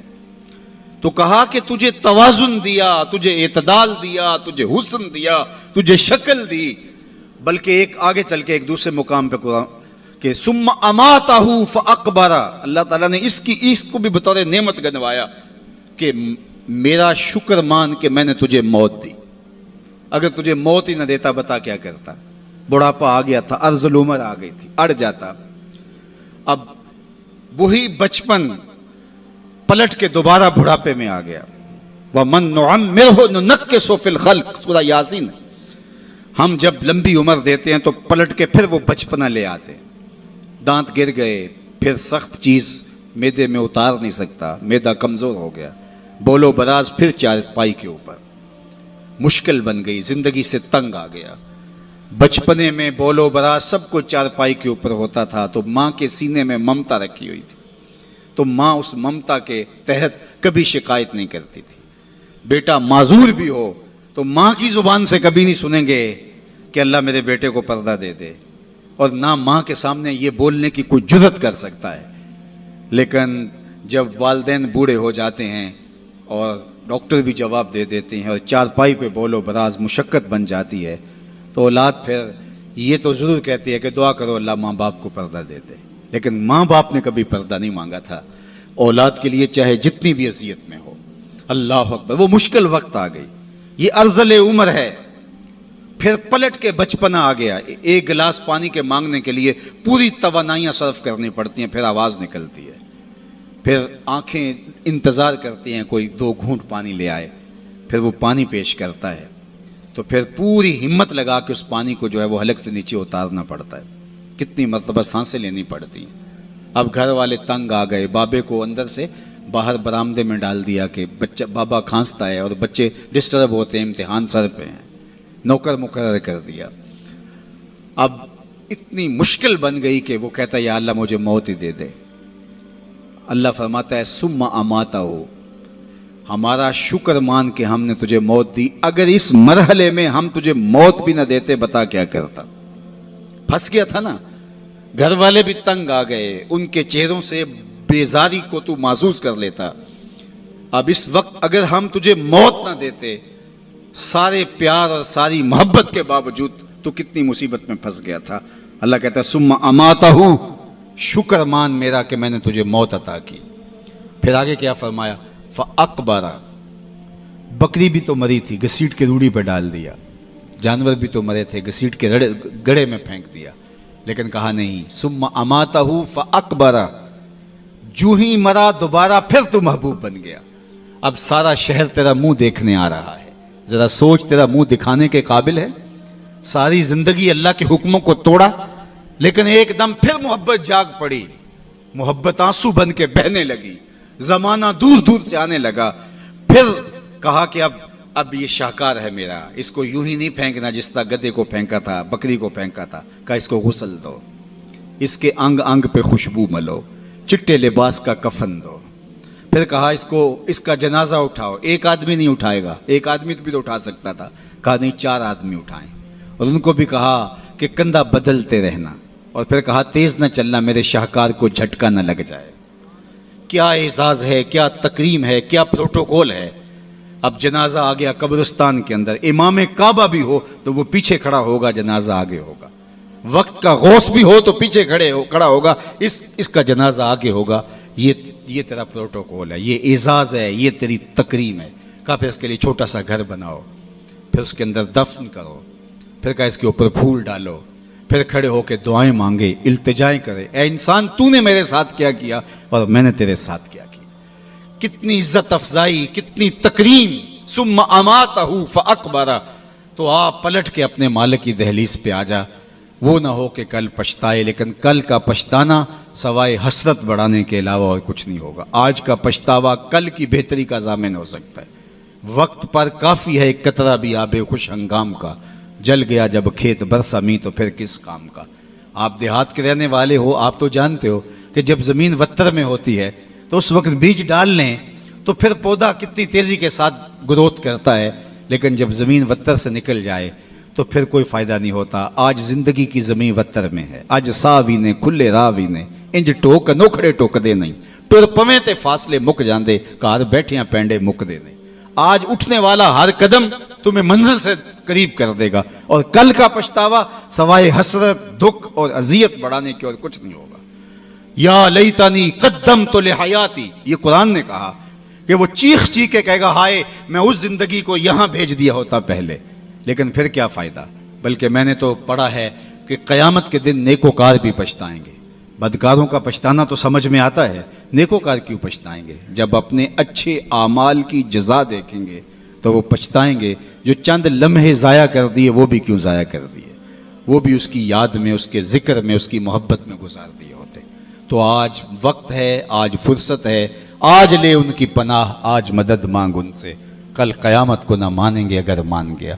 اس دن تو ہر کوئی مانے گا، لیکن آج کا پچھتاوا کل کی بہتری کا ضامن ہو سکتا ہے۔ وہ ایک فقیر تھا، بازار میں کھڑا رو رہا تھا، تو ایک آدمی نے گزرتے روک کر کے کہا کسی نے مارا ہے بابا؟ میں پوچھ لیتا ہوں۔ کہا نہیں کوئی ایسی بات نہیں، تو کیوں رو رہے ہو؟ اس نے کہا بس ان کے رویے نے رلا دیا۔ کیا مطلب؟ کہا گزر رہا تھا، ان کو دنیا میں کھوئے ہوئے دیکھا تو میرے دل میں خیال آیا کہ ان بندوں کی رب کی صلح نہ کروا دوں۔ تو اس نے حیرت سے پوچھا پھر کیا ہوا؟ کہا میں نے اس سے بات کی، اس نے کہا لے آ میری دہلیز پہ، میری چوکھٹ پہ، ایک آنسو سے سارے گناہ دھو ڈالوں گا۔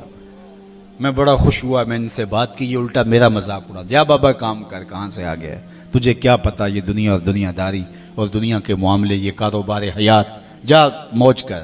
وہ تو مان گیا تھا، یہی نہیں مانے۔ 2 4 5 دن گزرے تو وہی شخص دوبارہ گزرا تو قبرستان میں وہی بابا کھڑا رو رہا تھا۔ تو وہ پھر رکا، کہا کہ بابا بازاروں میں بھی روتا ہے، قبرستانوں میں بھی روتا ہے، آج کیا ماجرا ہوا؟ کہا ان سے مایوس ہو گیا تھا تو آج میں ادھر آ گیا، تو میں نے سوچا ان کی قبرستان والوں کی رب کی صلح کروا دوں۔ تو اس نے کہا کہ جو ہے پھر کیا ہوا؟ اس نے کہا میں ان سے بات کی، انہوں نے کہا ہم تیار ہیں، لیکن اس سے بات کی تو وہ نہیں مانا۔ آج وہ مان رہا ہے اور کل وہ نہیں مانے گا۔ آج لے ان کی پناہ، آج مدد مانگ ان سے، کل قیامت کو نہ مانیں گے اگر مان گیا۔ آج کا پچھتاوا کل کی بہتری کا ضامن بن سکتا ہے. یہ تھوڑی زندگی ہے, یہ ٹوٹ کے بکھر جانے والا خواب ہے. کچھ نہیں ہے اس دنیا کی حقیقت. چیز دنیا ہے کیا؟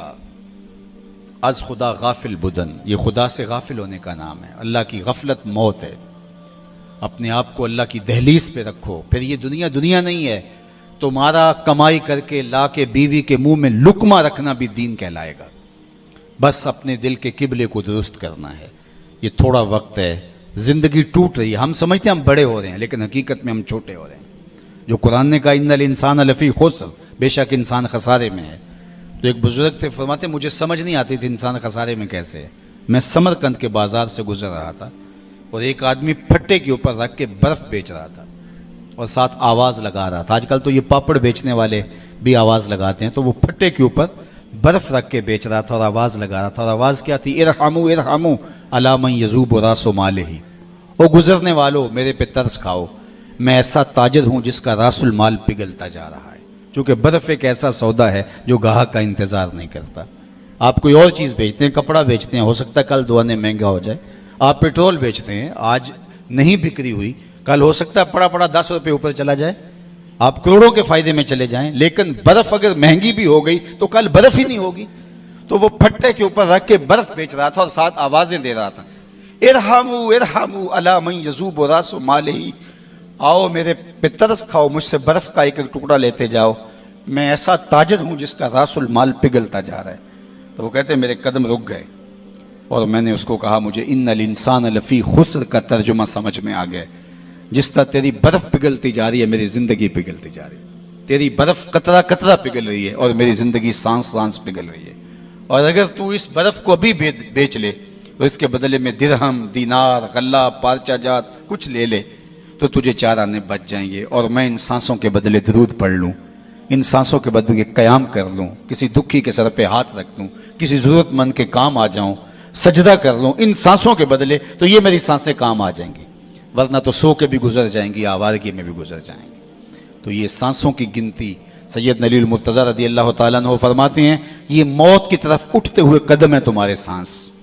کبھی آپ اشارے پہ رکے ہوں تو وہاں گنتی الٹی چل رہی ہوتی ہے, 60 سے 50 سے 20 سے نیچے آ رہی ہوتی ہے. گنتی جب الٹی چلتی ہے تو بہت جلد 0 پہ آ جاتی ہے, اور جب 0 پہ آ جاتی ہے تو پھر رکا نہیں جاتا. اللہ اکبر, یہ 60 سے 70 سے 50 سے یہ ماہ و سال کی گنتی الٹی چل رہی ہے. ہم سمجھتے ہیں ہم بڑے ہو رہے ہیں لیکن چھوٹے ہو رہے ہیں. اور جب 0 پہ آئے تو اسی کا نام تو موت ہے. پھر کوئی روک نہیں پائے گا, کوئی طاقت نہیں ہے کہ اس کو روک سکے. تم بروج مشیدہ مضبوط قلعوں میں بھی چلے جاؤ تو وہاں بھی تمہیں موت اچک لے گی آ کے. اس سے رستگارا نہیں, اس سے چھٹکارا نہیں. اقبال نے کہا تھا موت ہے ہنگامہ آرا کل زمیں خاموش میں, ڈوب جاتے ہیں سفینے موج کی آغوش میں. موت تمہیں پکڑ لیتی ہے, موت تمہیں مضبوط جو ہے وہ قلعوں کے اندر بھی اچک کے لے جاتی ہے. ایک مفکر نے کہا تھا کہ اگر موت سے چھٹکارا ممکن ہوتا تو میں اپنی ماں کو نہ مرنے دیتا. میں جو ہے وہ اپنی ماں کو نہ مرنے دیتا. میرا سب سے بڑا جو ہے وہ عظیم رشتہ تھا اگر موت سے بچانا کسی کو ممکن ہوتا. لیکن موت جو ہے وہ بہنوں سے بھائی اٹھا کے لے جاتی ہے, موت بھائیوں سے بہنیں اٹھا کے لے دیتی, ماں باپ سے ان کے لال چھین لیتی ہیں اور اولادوں سے ماں باپ چھین لیتی ہے. تو موت سے تو چھٹکارا نہیں ہے, موت سے تو بھاگ نہیں سکتے, فرار اختیار نہیں کر سکتے. تو پھر آئیے زندگی ایسے گزاریں کہ مرنے کے بعد بھی ایک خوشگوار زندگی ہمارا استقبال کرے. پھر موت تحفۃ المومن بن جاتی ہے, جو اللہ کے محبوب نے فرمایا تحفۃ المومن الموت. پھر موت ایک بھیانک منظر نہیں رہتا, موت پھر مومن کے لیے تحفہ بن جاتی ہے. بلال حبشی رضی اللہ تعالیٰ عنہ کا آخری وقت آتا ہے تو ان کی زوجہ سراہنے بیٹھی ہیں اور سانس ٹوٹنے لگتی ہے تو وہ کہتے ہیں واہ حزن ہو, ہائے افسوس میرا شوہر مجھ سے جدا ہو رہا ہے. تو بلال حبشی کی بھی سانسیں باقی تھیں. آپ نے پلٹ کے کہا کیا بول رہی ہے؟ کہا آپ جدا ہو رہے ہیں تو یہ کہنا بنتا ہے میرا. کہا یہ نہ کہو بلکہ کہو وا تربا ہو غدن القا محمدن و اصحابہ.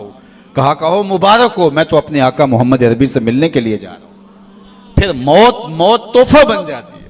حضرت ابراہیم علیہ السلام کے پاس جب اللہ کا پیغام اسرائیل لے کر آتا ہے کہ میں روح قبض کرنے کے لیے آیا ہوں, تو حضرت اسرائیل کہتے ہیں عجیب بات ہے, رب مجھے اپنا خلیل بھی کہتا ہے, اور کبھی ایسا ہوا ہے کہ کوئی یار بھی یار کی موت چاہے؟ وہ مجھے اپنا خلیل، خلیل کہتے ہیں گوڑے یار کو، وہ مجھے خلیل کہتا ہے اور پھر تجھے بھیج دیا قبض روح کے لیے، کوئی یار بھی یار کی موت چاہتا ہے؟ کہا میں تو حکم کا پابند ہوں۔ واپس گئے اور کہا مالک تیرے خلیل کا تیرے نام یہ پیغام ہے۔ تو کہا پھر جا اور میرے خلیل کو جا کے میرا سلام دے، اور ساتھ کہنا کبھی ایسا بھی ہوا ہے یار یار کو بلائے اور یار ملنے نہ آئے؟ تو روح بے چین ہو گئی، کہا دیر نہ کر، جلدی جلدی قبض کر لے۔ تو جب زندگی اس کی منشا کے مطابق گزاری ہوگی پھر موت بھیانک منظر نامہ نہیں ہوگا۔ اللہم بالرفیق الاعلیٰ، یہ میرے حضور کے آخری لفظ ہیں۔ اللہ اکبر، اختیار دیا جاتا ہے تو کہتے ہیں مالک میں تیرے حضور آنا چاہتا ہوں۔ تو پھر یہ جہاں بھی پھر وہ جہاں بھی بندہ مومن کا ہوتا ہے، ورنہ یہ جہاں بھی قید خانہ اور وہ جہاں بھی اذیتوں سے بھرا ہوا۔ آئیے جو مختصر زندگی اللہ نے ہمیں ودیعت کی ہے، اس زندگی کو اللہ اور اس کے رسول کی یاد کے مطابق بسر کرنے کا عزم مصمم کریں، اور اللہ کی بارگاہ میں اس دعا کے ساتھ ہم رخصت ہوتے ہیں کہ اللہ جل شانہ ہمارے محترم کی والدہ ماجدہ کو اللہ کروٹ کروٹ جنت کی بہاریں نصیب فرمائے۔ اللہ تعالیٰ ان کی قبر کو وسیع، کشادہ، منور، خوشبودار اور ٹھنڈا کرے، انہیں صبر کی توفیق دے اور ان کی برزخی زندگی کے قوائف اپنے کرم سے درست فرمائے۔ آپ جتنے لوگ تشریف لائے ہیں اللہ آپ سب کے والدین کو اپنی خاص امان میں رکھے، جن کے والدین انتقال کر گئے ہیں اللہ تعالیٰ ان کی قبروں کو وسیع، کشادہ، منور اور خوشبودار رکھے۔ اور میں بارگاہ عزتی میں یہ بھی عرض کرنا چاہتا ہوں کہ مالک میرے وطن کی خیر فرمانا، میرے ملک کو معیشت کا جمال اور معاشرت کا حسن عطا کر دینا، صالح، نیک، پاکیزہ اور اہل قیادت اس ملک کا مقسوم کر دینا، اور عالم اسلام کو خیر و برکت کی راہوں کا مسافر رکھنا۔ وآخر دعوانا ان الحمدللہ رب العالمین۔